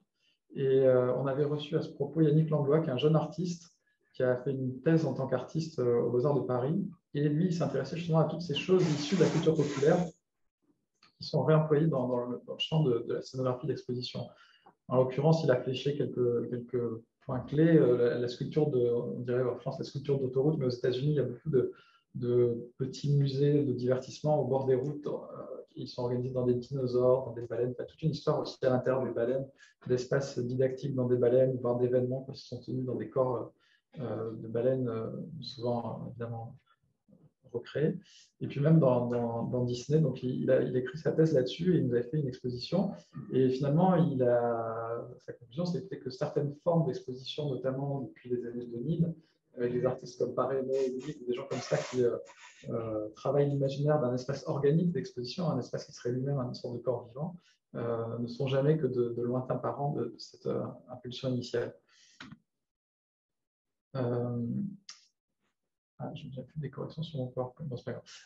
Alors, je vais passer très vite, mais on a aussi reçu Florian Fouché pour une conférence qui était assez passionnante, qui peut se résumer très simplement sur un musée qui existe à Bucarest. Je crois que c'est Jean-François Chevrier, historien d'art, qui a beaucoup travaillé là-dessus aussi. Un musée qui est, en fait, plutôt d'utiliser des techniques modernes de scénographie, à employer à la fois son sujet, mais aussi son mode de présentation, à une forme traditionnelle d'exposition qui est celle qu'on peut rencontrer dans des maisons de paysans en Roumanie. Alors, une question aussi qui a été traversée par le séminaire, c'était celle des métaphores. Comment la scénographie peut être en quelque sorte calquée ou dérivée d'une idée, d'une métaphore. Et ça, c'est mon collègue Yann Rocher qui s'est beaucoup intéressé à ça. Il en a traité deux, il y a eu 2 conférences là-dessus, mais je crois qu'il en a d'autres en préparation. La première, c'était il a intitulé ça une histoire sylvestre de la scénographie, et c'était ce rapport, disons, cette inspiration que peut permettre la forêt, avec vous voyez, des zones dans une exposition qui peuvent être plus denses, plus touffues, et puis ensuite arriver dans des zones qui s'ouvrent, comme des clairières ou des lisières. C'est quelque chose, c'est vrai, qui est parfois, peut-être de manière inconsciente, mais qui réapparaît souvent dans les expositions. Un autre thème, une autre métaphore qu'il a explorée, c'était celle de la matrice du livre. Et ça, c'est omniprésent dans toutes les expositions qu'on voit aujourd'hui. Il y a toujours en fait, des grands principes éditoriaux qui sont réemployés dans le champ tridimensionnel de l'exposition. Je ne sais pas, la préface en introduction, le chapitrage, l'alternance de texte et d'images, etc. Le livre, je pense qu'il y a un imaginaire du livre qui est toujours omniprésent dans l'exposition. Et parfois, je trouve pour le meilleur et pour le pire, parce que parfois, c'est dommage de toujours construire les expositions avec cette organisation-là. Dans cette histoire, il y a aussi des musées qui ne sont pas des musées d'art, mais qui influencent, qui informent la pratique de l'exposition aujourd'hui. C'est par exemple le cas des dioramas, et ça c'était Noémie Etienne, une historienne de l'art, qui était venue nous en parler, qui nous a fait une conférence vraiment sur mesure qui s'appelait « Quand l'entour prend le dessus ». Et son argumentaire, c'était de dire, au fond, dans les dioramas, bien souvent, le travail des scénographes a pris le pas sur les items, et finalement, ça devient des compositions à part entière. C'est une histoire de ça qui a été assez abondamment traitée. On avait aussi reçu l'artiste Sami Balodji qui, lui, s'était intéressé à un autre type de musée ancien, c'est des musées coloniaux. Et en l'occurrence, il avait pris le cas du musée de Tervuren en Belgique, un musée très particulier avec des objets qui proviennent du Congo, mais qui étaient présentés dans une architecture entièrement Art Nouveau. Et ça l'a lui-même inspiré ensuite dans une exposition qu'il avait faite aux Beaux-Arts de Paris. Donc, il a repris certaines formes de ce musée. Un musée qui a été entièrement revu et corrigé récemment. Donc, je vous ai dit que ça serait acrobatique. On vient de traverser 2000 ans. Il reste encore un peu de temps. Donc, alors, on est déjà au XVIIe, XIXe siècle. Et là, on avait eu une conférence très intéressante de Cecilia Harley-Greener, qui est professeure à l'école du Louvre, qui nous avait montré comment, en fait, au XVIIe siècle, enfin, dès le XVIIe siècle, ce qui est très tôt dans l'histoire de l'exposition, se met en place déjà une amorce de science de l'exposition. Quand on passe, disons, de cet accrochage, on dirait aujourd'hui all over, l'accrochage des collections, des cabinets de curiosité, puis des salons, à quelque chose d'un peu plus scientifique, avec une organisation parfois par zone géographique, par école, et puis par une chronologie. Enfin, il y a tout un travail scientifique qui se met en place progressivement. Il y a ce qu'on appellerait aujourd'hui livrets de salle qui commencent à être imprimés. Et puis, je crois qu'elle est en train de travailler en ce moment à un livre, je ne sais pas s'il est déjà sorti aussi, en tout cas ça devrait sortir dans pas trop longtemps, sur les salles des chefs-d'œuvre, qui là pour le coup est une innovation muséographique importante. On commence à mettre en exergue certaines œuvres, alors par opposition à ce qui se faisait jusque-là, avec ces tableaux les uns contre les autres. Alors moi-même, j'ai donné quelques conférences au sein du séminaire, dont une qui porte sur la question de l'assortiment ou de la césure, qui pour moi est une question vraiment essentielle en scénographie. Et je suis sûr que mes collègues sont confrontés à ça à chaque fois qu'ils travaillent sur un projet. Est-ce que le décor doit opérer comme une césure, ce qui correspond plutôt à cette tradition antédiluvienne que j'évoquais en début de conférence? Au contraire, est-ce qu'il doit se donner comme une sorte de prolongement de l'œuvre? Est-ce que c'est une extension, une sorte d'excroissance de l'œuvre? Est-ce qu'il y a un travail d'assortiment pour que le décor soit à l'unisson de l'œuvre? Et bon, aujourd'hui, ça semble assez logique. Beaucoup de scénographies se présentent de cette manière, mais au fond, c'est une idée très récente à l'échelle de l'histoire de l'art. Et c'est une idée qu'on peut dater, je pense, assez bien. L'idée d'assortiment, elle date des impressionnistes. Alors là, j'ai mis un exemple de cadre impressionniste. C'est que dans les salons, les seuls cadres autorisés, c'était les cadres dorés et les cadres en bois, avec parfois des anachronismes terribles entre les cadres qui étaient réemployés et les œuvres qu'ils contenaient. Et en fait, c'est les impressionnistes qui amènent cette innovation d'un cadre assorti. Ils sont beaucoup bataillés avec leurs galeristes, avec les salons, etc. Ils ont parfois été refusés des salons pour ces raisons-là. Et un scénographe le premier scénographe moderne, à mon sens, c'est Whistler, l'artiste, le peintre James Whistler. Whistler, il apportait beaucoup d'importance à la composition de ses fonds dans ses tableaux. Et ça se retrouve, donc il a reçu commande parfois d'intérieur comme un décorateur, et on voit bien qu'il travaille de la même manière ses décors et ses peintures. Il y a vraiment des effets de composition qui sont très proches. Ah oui, alors j'avais enlevé tout ça, c'est resté, je vous passe très vite. Bon, ça c'est une installation permanente qu'il a fait pour un collectionneur, c'est un peu différent. Mais quand il est scénographe, parce qu'en fait il invente le principe même de scénographie d'exposition temporaire qui n'existe pas vraiment avant lui. Il crée justement cet effet d'unisson entre les œuvres et les décors.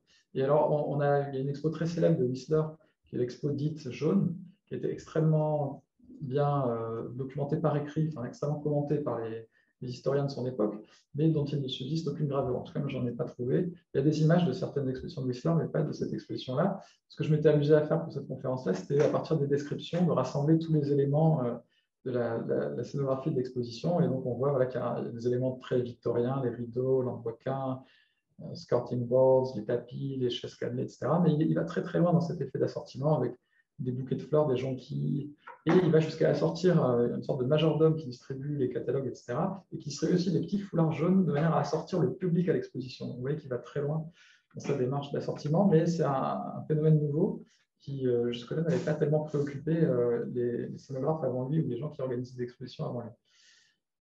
D'autres innovations de Whistler, c'est par exemple ce vélarium, qui est un outil pour diffuser la lumière, qui a été recréé d'ailleurs par des historiens d'art dans le cadre d'une exposition. À la même époque, donc toute fin du 19e siècle, je suis beaucoup intéressé à l'histoire du lieu où je travaillais, les Beaux-Arts de Paris, où là, pour le coup, j'ai pu trouver quelques gravures et images anciennes. Je passe juste une petite sélection. Parmi les très nombreux enseignements qu'on peut tirer de ces images, donc c'est le Palais des Beaux-Arts sur le quai de Seine, aujourd'hui on appelle ça le quai Malaquais, c'est construit autour de 1865 et avant la construction du Grand Palais en 1900, c'est le seul lieu entièrement dédié à l'exposition temporaire à Paris. Et on y organise vraiment de grandes expositions, les premières expositions sur le japonisme, les premières monographies, il y a des thèses universitaires sur l'invention de la rétrospective aux Beaux-Arts de Paris. Et donc, bon, il y a beaucoup d'éléments qu'on peut tirer de ces images. Mais une chose qui m'a beaucoup frappé, et ça faisait l'objet d'une autre conférence que j'avais donnée, c'était le fait que les œuvres sont présentées perpendiculairement au mur. En gros, les murs ne sont pas utilisés pour l'accrochage des œuvres. Donc, ça va vraiment à rebours d'une idée qu'on se fait aujourd'hui de la scénographie. Pendant la plupart des expositions, on commence avant toute chose par construire des kilomètres de cimes blanches. Pendant très longtemps, ça a perduré très longtemps. On n'accrochait pas forcément sur les murs. Donc, vous voyez, le système est presque toujours le même. C'est des tables avec des drapés, des tables surmontées de planches en bois, et on accroche sur ces planches. Ça vaut pour les rétrospectives de Courbet qu'on a juste avant, ou la rétrospective de Manet ici, en 1884. Alors, je crois que je tiens un peu mon chrono. On est au début du XXe siècle. Alors, on part un peu plus à l'est en Russie, et ça, c'était une conférence d'Elitsa Bulgarova qui a écrit une thèse et puis qui a publié un livre, je crois, aux Presses du Réel, sur l'exposition dans la Russie pré-révolutionnaire. C'est assez passionnant. Donc, elle montre comment on est passé des salons à d'autres types de scénographie qui, là, pour le coup, s'ils sont redevables à une forme préexistante, ça serait celle plutôt de la foire ou chose de l'ordre de l'attraction. Et par exemple, ce tableau de Sokorovsky est traditionnellement présenté avec des éléments au pied du tableau, en l'occurrence souvent des petits satins, des petits souliers en satin, ce genre de choses. Et c'est la même chose pour ces tableaux-là où on sait par des témoignages qui étaient présentés avec les objets qui figurent dans les tableaux qui vont être présentés au pied des tableaux. Ou ces forêts de Klever. Klever, apparemment, c'est un peintre qui a peint des forêts toute sa vie. Et il est arrivé que dans certaines expositions, on prolonge des tableaux hors d'eux-mêmes en présentant dans des pots des arbres dans la perspective de ces alignements de troncs qui figurent dans ce tableau. Et puis cet art de la scénographie pré-révolutionnaire en Russie, il culmine avec Diaghilev, qui est le grand promoteur des expositions en Russie. Et là, alors dans son livre, il y a beaucoup d'expositions qui sont très bien documentées. Puis il y a celle-ci, La Rose Bleue, où on voit qu'il y a une expo déjà toutes les caractéristiques d'une expo moderne. On voit qu'il a caché avec des coutilles au plafond et sur les murs, toutes les moulures, etc. Donc il a déjà un bâtiment qui est assez moderniste. Et puis ensuite, il y a l'idée de synesthésie. Alors c'est-à-dire qu'il y a des bouquets de fleurs pour des fragrances qui soient diffusées dans l'exposition. Il y a de la musique. Et donc les toiles de fond sont assorties, que tout soit dans ces couleurs bleues diaphanes, et donc en fait toute l'exposition doit résonner selon un principe synesthésique. Alors, toujours dans cette première partie du XXe siècle, vous avez compris que c'est une vaste entreprise de publicité pour mon séminaire. Hein, donc, on a eu une autre conférence formidable de Anna Pravdova, qui est commissaire en chef à la Galerie nationale de Prague, et qui a entrepris de réaccrocher ses collections selon un principe très différent de ce qu'on a l'habitude de voir, et que je trouvais vraiment formidable. C'est-à-dire que plutôt que d'organiser ces salles par mouvement, par école, ou sur une chronologie linéaire, elle s'appuie sur des pivots, enfin des temps forts de l'histoire de l'art de cette région et de cette époque, et en retrouvant les lieux qui ont été des lieux clés, donc des associations d'artistes, une librairie, un centre d'art, etc., et en partie avec des recréations de ces ambiances, enfin de ces moments-là. Donc là, par exemple, elle a recréé une salle, on voit l'image d'archives en haut et l'image qui a été recréée en bas, et donc ça rend la lecture de ces collections extrêmement vivante. On comprend quels étaient les artistes, comment ils cohabitaient, quelle était la dynamique entre les artistes, comment certains lieux ont été vraiment des catalyseurs de la création à ce moment-là. C'était assez passionnant.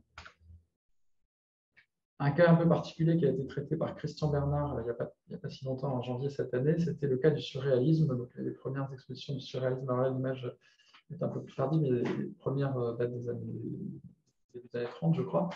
Et l'art de l'expression a été central dans le mouvement surréaliste, ce que mettait vraiment en évidence Christian Bernard. Il y a très peu d'expositions surréalistes qui ont été présentées de manière académique. C'est souvent des décors, évidemment, tout ce qu'a fait Marcel Duchamp qui est très connu. Pour terminer avec la première moitié du XXe siècle, on a eu cette conférence qui était assez surprenante, qui était faite par un jeune diplômé de l'école du Louvre qui ensuite a fait des études en commissariat d'exposition, qui est maintenant commissaire d'exposition, sur les stratégies expographiques, on pourrait dire, des régimes totalitaires, notamment en Italie et en Allemagne. Et il nous a bien montré comment l'exposition a été un outil extrêmement puissant de l'idéologie nazie en particulier. Il a mis en exergue un certain nombre de mécanismes qui étaient employés, alors évidemment la démesure, mais pas seulement, enfin beaucoup d'autres mécanismes. Et on arrive après-guerre, et là on avait une conférence du même Vincent Gelbert qui a traité finalement un autre aspect d'autres répercussions d'une même cause, et avec la question des expositions mobiles qui ont été organisées après le plan Marshall. Alors ça, c'était assez passionnant aussi. Après le plan Marshall, enfin après la Deuxième Guerre mondiale, les États-Unis font une promotion très forte de l'art américain en Europe, et ils le font avec les musées étant pour beaucoup hors service, et puis les Américains souhaitant faire circuler au maximum leurs expositions, ils vont tout simplement les organiser dans des bus, des trains, des camions aménagés, certains camions avec des soufflets, mais ils sont très créatifs dans la manière d'aménager tout ça. Et donc, ces expositions vont circuler tout autour de l'Europe, vont vraiment sillonner les capitales européennes. Et ils sont obligés d'adapter dans ces camions, ces trains, des dispositifs scénographiques tout à fait particuliers. Et je pense, c'est une opinion personnelle, mais il me semble qu'on retrouve certaines des innovations techniques de ces expositions-là ensuite dans l'art des années qui suivent. Et par exemple, dans les trains ou les camions, il faut aménager des structures au centre pour pouvoir poser les œuvres. Et donc, on retrouve ça, par exemple, dans les premières expos du MoMA. Un scénographe qui s'appelait Nelson a fait beaucoup d'expositions avec des structures tubulaires, et je pense qu'il y a un lien entre les deux. Alors, ensuite, on a abondamment traité dans ce séminaire tout ce qui se passe en Italie après-guerre, parce qu'évidemment, pour l'histoire de la scénographie, c'est considéré comme l'âge d'or. Hein. On ne peut pas faire mieux. Pendant 20 ans, tous les scénographes italiens ont réalisé des merveilles dans les musées, et beaucoup de ces choses sont encore en place d'ailleurs. Donc, on a Philippe Dubois, qui est le grand spécialiste de Carlo Scarpa, qui nous a fait une séance. Bon, je passe très rapidement, malheureusement, mais évidemment, tout ça, c'est des chefs-d'œuvre. Tout ça, ça existe encore à l'Académie, au Castelvecchio, et à Battelis, tout ça peut encore se visiter.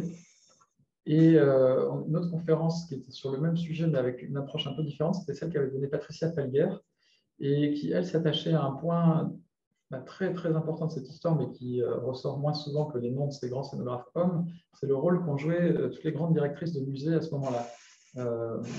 Fernanda Pitkens, Caterina Marcenaro, Palma Bucarelli, toutes ces femmes-là, elles ont joué. Ah, ça veut dire qu'il faut que je termine rapidement. Non, c'était juste qu'on commençait à voir. D'accord. Je crois que je ne sais pas s'il y a un intermédiaire.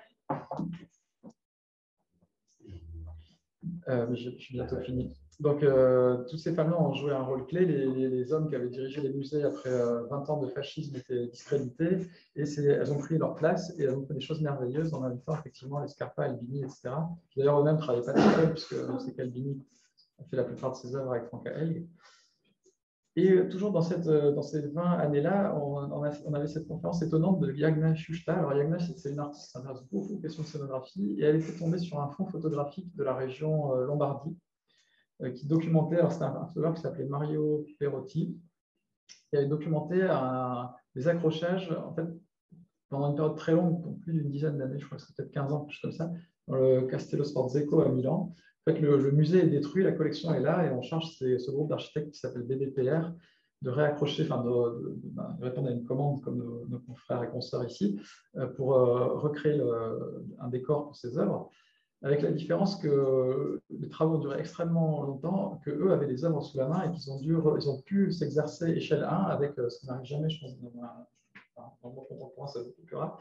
Ils ont pu travailler avec les véritables œuvres, avec des décors de carton-pâte, avec du carton, du papier, des tasseaux, etc. Et donc, pendant 10 ans, ils ont pu chercher quelles étaient les solutions optimales. Et tout ça a été documenté par Perotti avant qu'il ne réalise finalement la version définitive. Et finalement, il y a presque plus de poésie dans ces scénographies de briques et de broc.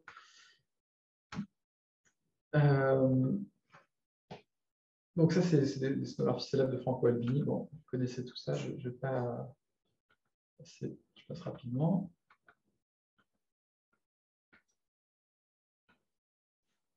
Une autre conférence passionnante qui traitait aussi de cette période-là qu'on a eu dans le séminaire, c'était celle de Penelope Curtis, qui était à ce moment-là directrice du musée Gulbenkian à Lisbonne et qui avait organisé une exposition qui s'appelait Muséographie comparée. Elle s'est aperçue qu'en fait, le musée Gulbenkian, il avait été conçu par Albini.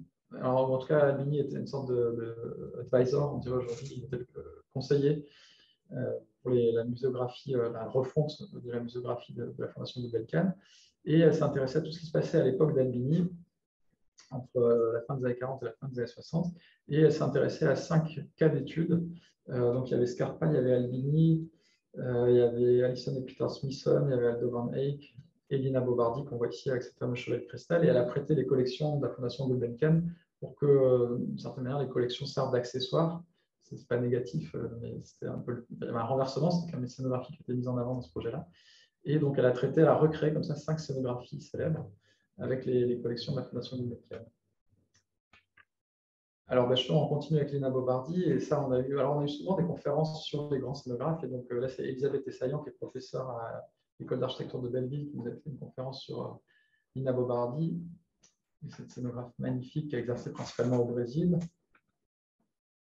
Il y a évidemment les chevalets de verre qui ont été réinstallés dans le musée de Sao Paulo, c'est devenu assez célèbre. Il y a d'autres scénographies moins connues qui sont tout aussi belles. Voilà quelques-unes.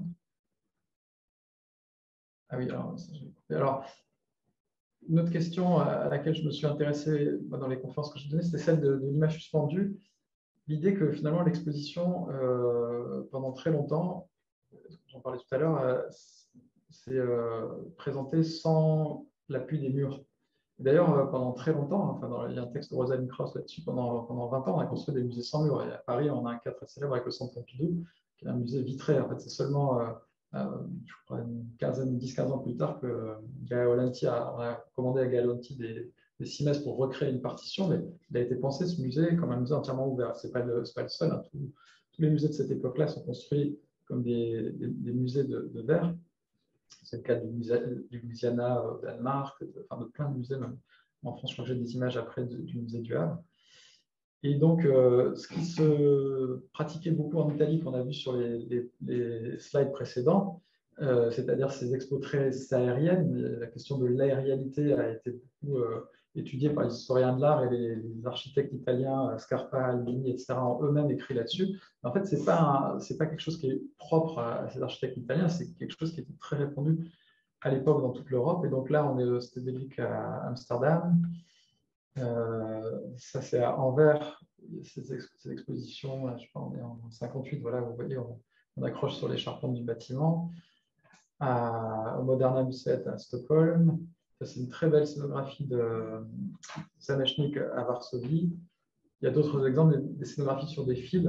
C'était dans une exposition qui avait lieu au Centre Pompidou sur Kobro et Strelitzky. C'était dans un film qui durait une demi-heure pour faire les captures d'écran. J'ai dû revoir le film 4 fois, c'est très difficile d'avoir ces images. Mais je trouve qu'elles sont très belles. Donc, on a des fils tendus sur lesquels il y avait des tableaux qui étaient accrochés. Et puis bien d'autres exemples à Zagreb. Et voilà, le musée du Havre, on organisait des expos magnifiques sans s'appuyer sur aucune construction de cimaises. On présentait Dufy, par exemple.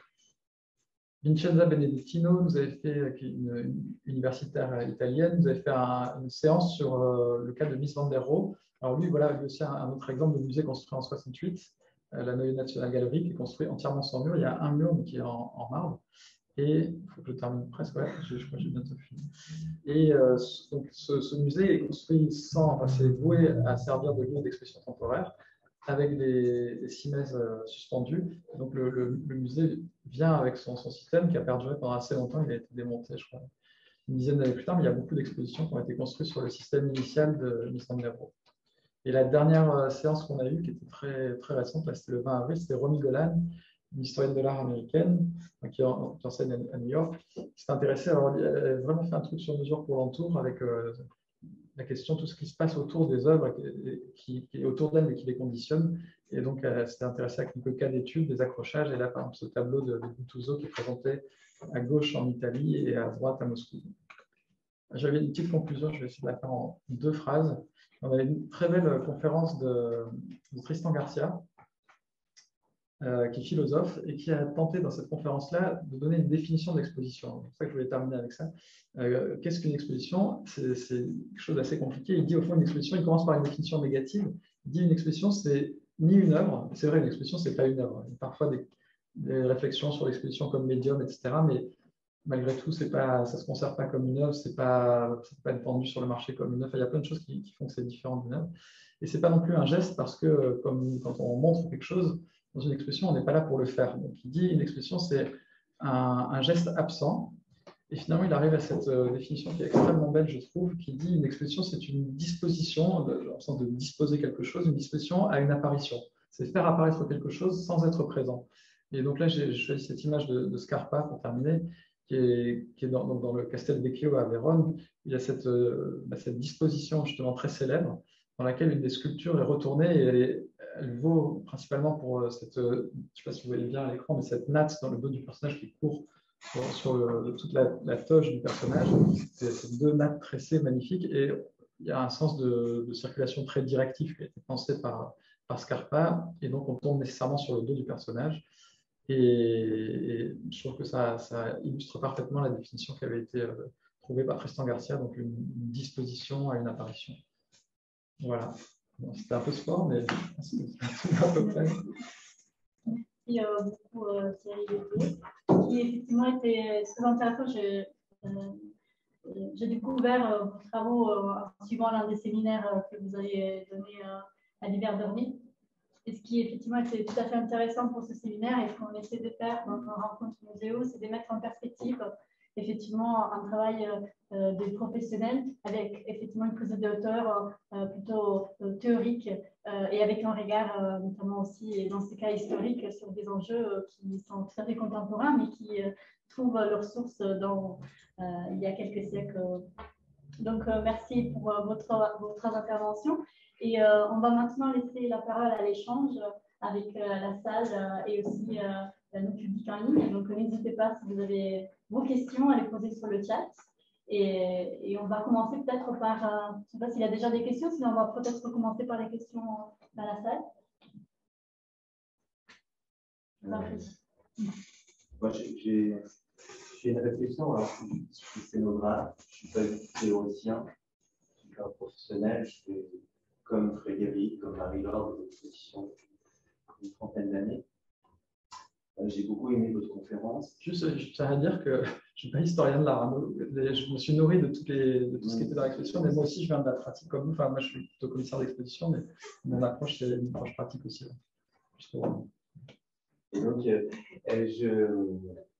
je vais vous, par rapport à votre conférence, vous transmettre aussi un élément complémentaire qui, je pense, est une vision aussi sur tout ce que vous avez présenté.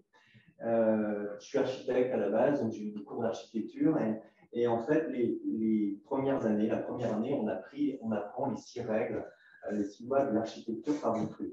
Alors, vous avez la construction, vous avez la composition, vous avez le rejet des eaux, vous avez en fait 6 lois et qui donnent en fait à l'objet une existence. Il y a 5 lois là-dessus, puis il y en a une 6e qui est un peu bizarre, qui est un peu décalée, qui est quand on se met à un endroit, et quand on regarde un temple, parce que tout le Vitruve, c'est le modèle sur le temple, quand on regarde le temple, on élargit légèrement les 2 colonnes sur les côtés pour faire en sorte que le temple ait l'équilibre qui revient à son regard. Et en fait, avec ce petit dérapage, un truc qui n'est pas de faire un truc de construction, qui n'est pas un truc où on fabrique la réalité, on fabrique autre chose, la relation en fait entre le regard, le visiteur et la perception d'un objet. Et pour moi, ces petits décalages, cette petite chose fait en sorte que, à partir de là, naît la scénographie. La scénographie, ce n'est pas la réalité. Quand on est dans cette pièce, c'est une architecture. Quand on sortira de cette pièce, l'architecture ici restera. Par contre, si je me mets ici, et si je me mets sur ce siège-là, et si je me mets en face de cette fenêtre qui est meurtrière, à partir de là, la perception que j'ai sur l'extérieur, elle va être une vision qui est une vision scénographique. Et nous, en fait, quand on travaille, et c'est pour ça que tout votre parcours sur moi, enfant, qu'est-ce qui m'a ému et qui a fait que j'ai fait ce métier, c'est que ma maman m'emmenait à la messe et je faisais des processions. Et je n'avais pas une perception de la réalité. Ces grandes messes, ces grands trucs, étaient un enivrement. C'est-à-dire que je ne voyais pas une réalité, je voyais mon regard d'enfant scénographe, futur scénographe, qui voyait en fait des plans successifs, lumineux, qui allaient apparaître devant moi et qui créaient des émotions. Et nous, en fait, en tant que scénographe, on passe notre temps, et c'est pour ça que c'était très intéressant quand on vous a dit, les 6 messes, pas les 6 messes, perpendiculaires, bien sûr, perpendiculaires, parce que notre œil, notre relation à la réalité, entre notre vision de visiteur et effectivement le parcours, c'est cette perpendiculaire. Et l'idée de la césure, bien sûr, parce que quand vous avez une réalité comme ça, et que finalement j'ai envie de mettre Frédéric, cette personne-là, et puis à partir de la découper, je vais commencer à mettre un plan blanc ici, un autre plan là, qui va faire une équerre, et à partir de là, je vais faire une profondeur de champ et faire exister les 2 personnes qui sont ici. Et donc, effectivement, cette notion-là du regardant-regarder, pour moi, elle définit même la scénographie. Et ça va plus loin parce que ce qui est bon, au bout d'un moment, quand vous en avez fait toute votre vie, tout ça, moi je suis un peu vieux, donc toute ma vie, j'ai regardé des choses scénographiques. Et petit à petit, je vois mon fils qui a 15 ans qui fait des jeux vidéo et qui est en fait dans ces tunnels où vous allez très très vite et vous avez plein de plans successifs qui arrivent. Et je regarde effectivement sur les jeux de réseaux sociaux, vous avez des gens qui sont devant la Tour Eiffel, qui prennent leur voix comme ça et qui prennent la Tour Eiffel, qui la mettent entre les blousons. Et c'est encore de la scénographie. C'est-à-dire que, toi, ce n'est pas de la scénographie. Pour moi, chaque fois que finalement, le jeu du regard, de la perception entre un regardant et un regardé, fait que les choses ne sont plus la même chose que la réalité. C'est une façon de détourner la réalité par un parti pris sur le réel et donc une scénographie et une émotion. Alors, voilà comment, en fait, moi, j'ai travaillé. Alors après, sur la dernière image que j'adore de Scarpa et tout ça, je me porte en faux parce que cette image-là que vous avez montrée, qui est sublime, la dernière, qui a un équilibre des masses par rapport à un point de vue, elle fonctionne parce que Carlos Scarpa est un dessinateur immense. Et que quand il a dessiné effectivement ces personnages, il a créé un équilibre des masses par rapport à la fenêtre du centre, qui fait qu'on a ce regard à ce moment-là, dans cet instant-là, parce que nous, on est visiteurs et qu'on est là. Si maintenant vous faites une photo à un autre endroit, c'est une autre scénographie, c'est une autre intention. Alors ça, c'est nos petits machins de nous, de trouvailles et d'outils scénographiques, nous, les professionnels, qu'on utilise régulièrement, effectivement. Et vous avez parlé de la suspension, parce que je suis très bazard, mais c'est que, en fait, le fait que ça tienne debout, on s'en fout. C'est-à-dire, bien sûr qu'il faut que ça tienne debout, mais le fait même qu'on est obligé de créer un certain nombre de choses qui permettent de créer des émotions visuelles devant les yeux, on peut les suspendre avec des fils, on peut faire en sorte comme ça, mais ce n'est pas notre histoire comme un architecte. Un architecte, l'histoire de la stabilité, c'est depuis les origines jusqu'à nos jours. C'est effectivement toute une histoire. Alors que nous, finalement, notre histoire, elle est comme une sorte de film, un cinéma, et c'est ce jeu de perception qui est dans un parcours et qui fait en sorte qu'on fait vivre des émotions. C'est ma vision des choses très modeste de professionnels. Voilà, ben, c'est complémentaire à votre magnifique exposé. Juste un point, si je peux rebondir sur ce que vous disiez, qui est intéressant, je trouve. Enfin, il y a beaucoup de points intéressants, mais il y en a un en particulier qui a retenu mon attention. C'est souvent quand on traite du spirituel dans l'art, etc., on cherche le spirituel dans les œuvres. Il y a beaucoup d'expos sur ce thème-là. Il y en a une très célèbre au Centre Pompidou, etc. Mais il y a un aspect qui est souvent oublié, c'est que l'espace. Moi, je pense qu'il y a beaucoup de gens comme vous qui ont fait cette expérience enfant de visiter des lieux sacrés. Et cette espèce d'aura, de magnétisme des lieux sacrés, je pense que c'est quelque chose qu'on recherche toujours un petit peu quand on va dans les espaces d'exposition. Enfin, cette idée d'être un petit peu frappé par quelque chose qui nous dépasse un petit peu quand on franchit le seuil de la salle. Je sais que j'ai quelques amis artistes ou scénographes qui ont déjà eu la même réflexion, de se dire au fond, dans l'espace d'exposition, il y a un truc qui nous prend un petit peu quand on rentre. Une suspension. Une suspension, voilà. Ouais. Et ce serait intéressant, ce serait un beau. J'avais fait une exposition qui était vaguement liée à ça.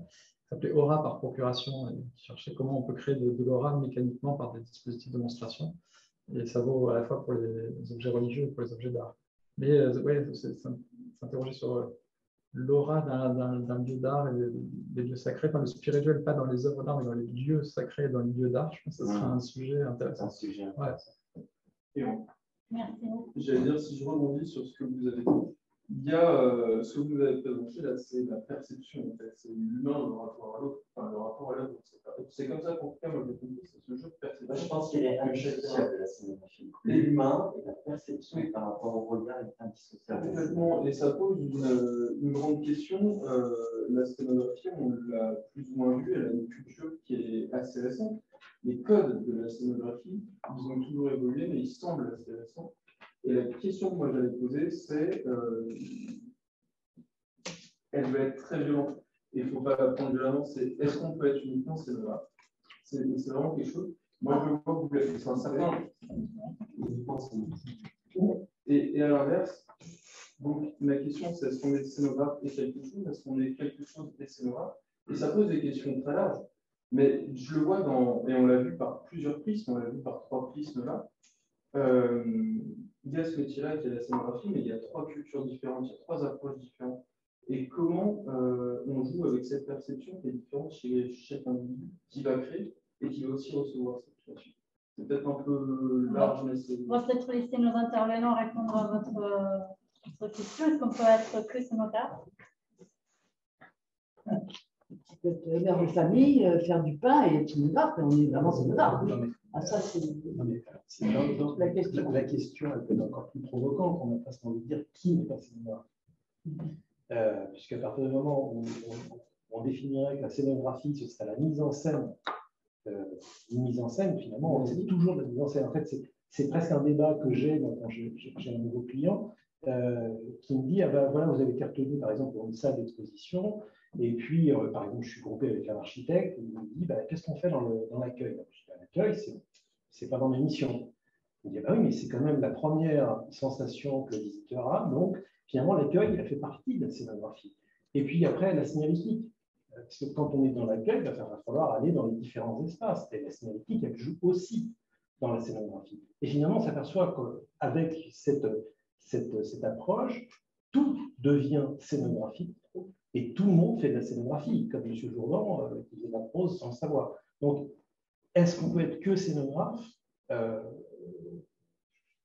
Oui, probablement, parce que la scénographie est tellement large qu'on va y introduire de l'éclairage, de la sensation, du chaud, du froid, du son, des odeurs, des sensations. Faire rentrer un visiteur dans une salle sombre avec un plafond bas, c'est déjà de la scénographie. Donc, oui, on peut être que scénographe, mais c'est tellement large qu'on est toujours scénographe. Et en fait, c'était un peu le sens de ma question.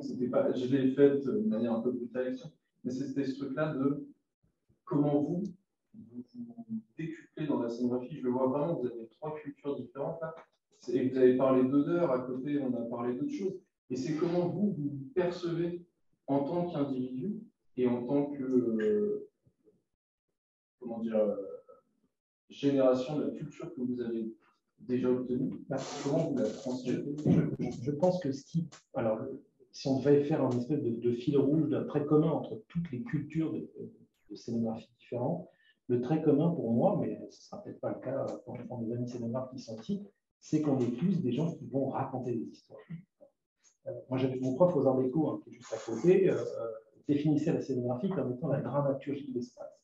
Finalement, on est tous des gens qui vont raconter une histoire. Cette histoire, elle va prendre différents biais. Elle prend des aspects plastiques, des aspects architecturaux, des aspects graphiques, du multimédia. Et finalement, on est tous des passeurs d'histoire.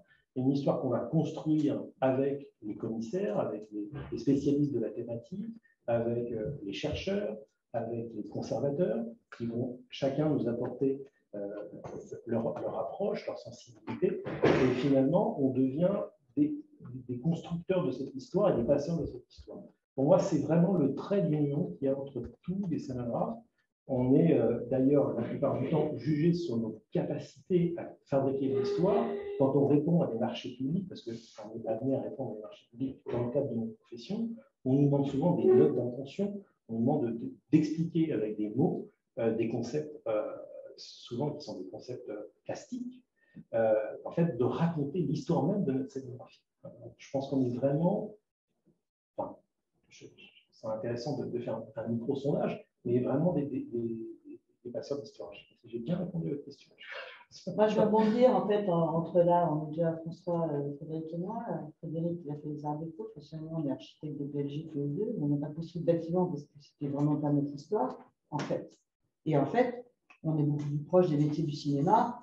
On va construire un scénario, raconter une histoire, scénariser une histoire, monter en volume une histoire que dans le métier du bâtiment, où on va planter notre truc, comme tu dis, tout droit, il ne faut pas qu'il se casse la figure, François. Donc, on est vraiment dans des métiers, c'est très, très étonnant. Votre question est intéressante, mais c'est... Ouais, vas-y, François. Et je pense qu'on est beaucoup plus proche des métiers, parce que l'architecte, qu'est-ce qu'il fait, Jean Nouvel, quand il fait son musée Branly, il ne va même pas chercher son au muséo, il fait tout, il fait des vitrines transparentes, on va plus dire, j'ai un problème. Il fait un bâtiment parce qu'il fait un geste architectural. Il a oublié que ce n'est pas un hôpital qu'il a construit, c'est un musée. Il y a des œuvres. Les œuvres, on ne les voit pas, elles sont dans l'éclairé, etc. Là, je suis très méchante. J'aurais envie de dire la même chose pour vous dire Ciotti, mais son bâtiment est magnifique. Mais il a oublié que c'est un musée quand même à l'intérieur parce que, voilà, c'est comme à la BNF où on fait des parois vitrées et on va rajouter des millions pour mettre des panneaux bois pour protéger les bouquins. Bon, donc, on est dans une folie du geste architectural de l'architecte. Le Céno, il y a des mégalos, mais on est quand même dans une chose. D'abord, on n'est pas tout seul, l'architecte est tout seul avec ses bureaux d'études, ses ingénieurs. Nous, on a des concepteurs avec nous, on a des profs, on a des muséographes, on a des concepteurs éclairagistes, on a des concepteurs audiovisuels, on a des graphistes, on a des illustrateurs. On n'est pas tout seul, on n'est pas des tout seuls. Moi, je ne parle jamais de mon... J'ai 30 ans de scénographie derrière moi, je n'ai jamais fait que des projets avec que des équipes pluridisciplinaires où j'étais effectivement de fait mandataire souvent, mais bon, tout ça pour dire qu'on est beaucoup plus proche des métiers du cinéma et du théâtre et du spectacle que des métiers de l'architecture et du bâtiment. Et pour moi, c'est vraiment important parce que quand on me dit « Ah, t'es architecte », ben ouais, je suis architecte, mais en fait, j'ai appris le métier, mais je n'ai jamais construit. Et je suis tombée dans la scénographie comme Obélix dans la potion magique. Quand tu tombes là-dedans, tu n'en sors plus, en fait. Parce que c'est un truc, pour moi, c'est un truc de passion. Donc, comme François et Frédéric, là, on se connaît bien tous les trois. Mais on est vraiment dans des métiers de passion qui sont très, très proches des métiers du spectacle, peut-être. Je ne sais pas si j'ai répondu du tout à ta question, mais Jean-Jacques. Oui. Non, mais d'abord les études. Non, moi, je suis en train de finir une thèse sur tous les processus de collaboration qui génèrent le projet de musée entre architecture, scénographie, programmation. Et je suis scénographe aussi. Et je suis complètement d'accord avec cette question du fait que la scénographie, c'est ce déploiement d'un récit dans l'espace à toutes les échelles que ça implique et dans toutes les temporalités du projet aussi. Et je trouvais que, en fait, en particulier votre présentation sur le beffroi et la remarque que vous faisiez par rapport au fait de pouvoir considérer l'accueil du musée comme la première étape d'une expérience, d'un récit qui va mettre en condition d'une certaine façon, ça pose quand même la question des processus de commande parce que tout rapport à la culture du projet de musée est quand même contraint par ces processus-là, qui en fait, avec la loi MOP, ont mis d'un côté programmation et puis ensuite conception dans une relation chronologique de succession. alors que le projet que vous présentez, c'est justement le moment où on considère qu'entre Rémo et même moi, en fait, on est simplement une équipe. Entre maîtriseurs et la maîtrise Ah ben non, on n'était pas en loi meuf, hein, sinon j'aurais jamais pu faire ça. J'ai dragué le maire en me disant non, on va pas s'encombrer des contraintes. Là, j'ai été sélectionnée quand même par rapport à, mais pas dans un marché public complètement décalé par rapport à ce genre de projets, qui sont beaucoup des petits. On n'est pas à Beaubourg, on n'est pas au Mucem, on n'est pas à Branly, on n'est pas sur ces grosses machines, institutions, on n'est pas aux 14 musées de Paris, là, de Paris Musée, là, tu vois ce que je veux dire? Moi, je suis seule, mais on est dans un processus qui n'a plus rien à voir et qui nécessite des dialogues. Et c'est là que la loi MOP, elle est totalement inadaptée pour ce genre de petits projets qui sont beaucoup ces projets de tourisme culturel, lieu de mémoire, centre d'interprétation région, qu'on a vécu depuis 25 ans et 30 ans, Jean-Jacques le sait bien, avec la décentralisation. Et heureusement que les petites mairies et les petites communautés de communes avaient ce pouvoir de dire le pouvoir n'arrivait pas que de Paris ou de Macron qui n'était pas là, mais c'est pareil. Voilà. Donc, c'est pas adapté au grand projet. Voilà, oui. Alors, c'est mieux adapté au grand projet, mais en fait, non, mais de toute façon, cette loi MOP, c'est compliqué. Il y a un vrai dialogue, Jean-Jacques. Non, mais excuse-moi, Jean-Jacques. Sur le site de l'association Scénographe, tu peux télécharger le guide. Oui, je l'ai. Ah, ok, voilà. Gratuit. Donc, tu vois, ça peut t'aider. Non, moi, j'aimerais rebondir sur autre chose, plus pragmatique et plus simple, sur ta présentation et sur les deux cadres que tu as présentés. Je parlais de deux cadres. C'est sur l'intégration ou la non-intégration, avec un exemple qui est près de chez nous, qui est le musée de l'Orangerie et la collection Alta Lino. Quand on parle de scénographie, ça me paraît être un point important, la façon dont, je dirais, les collectionneurs, Walter Guillaume, en fin de compte, lorsqu'ils ont acheté effectivement leurs œuvres, ils les ont mis en espace, dans leur espace, qui était leur appartement.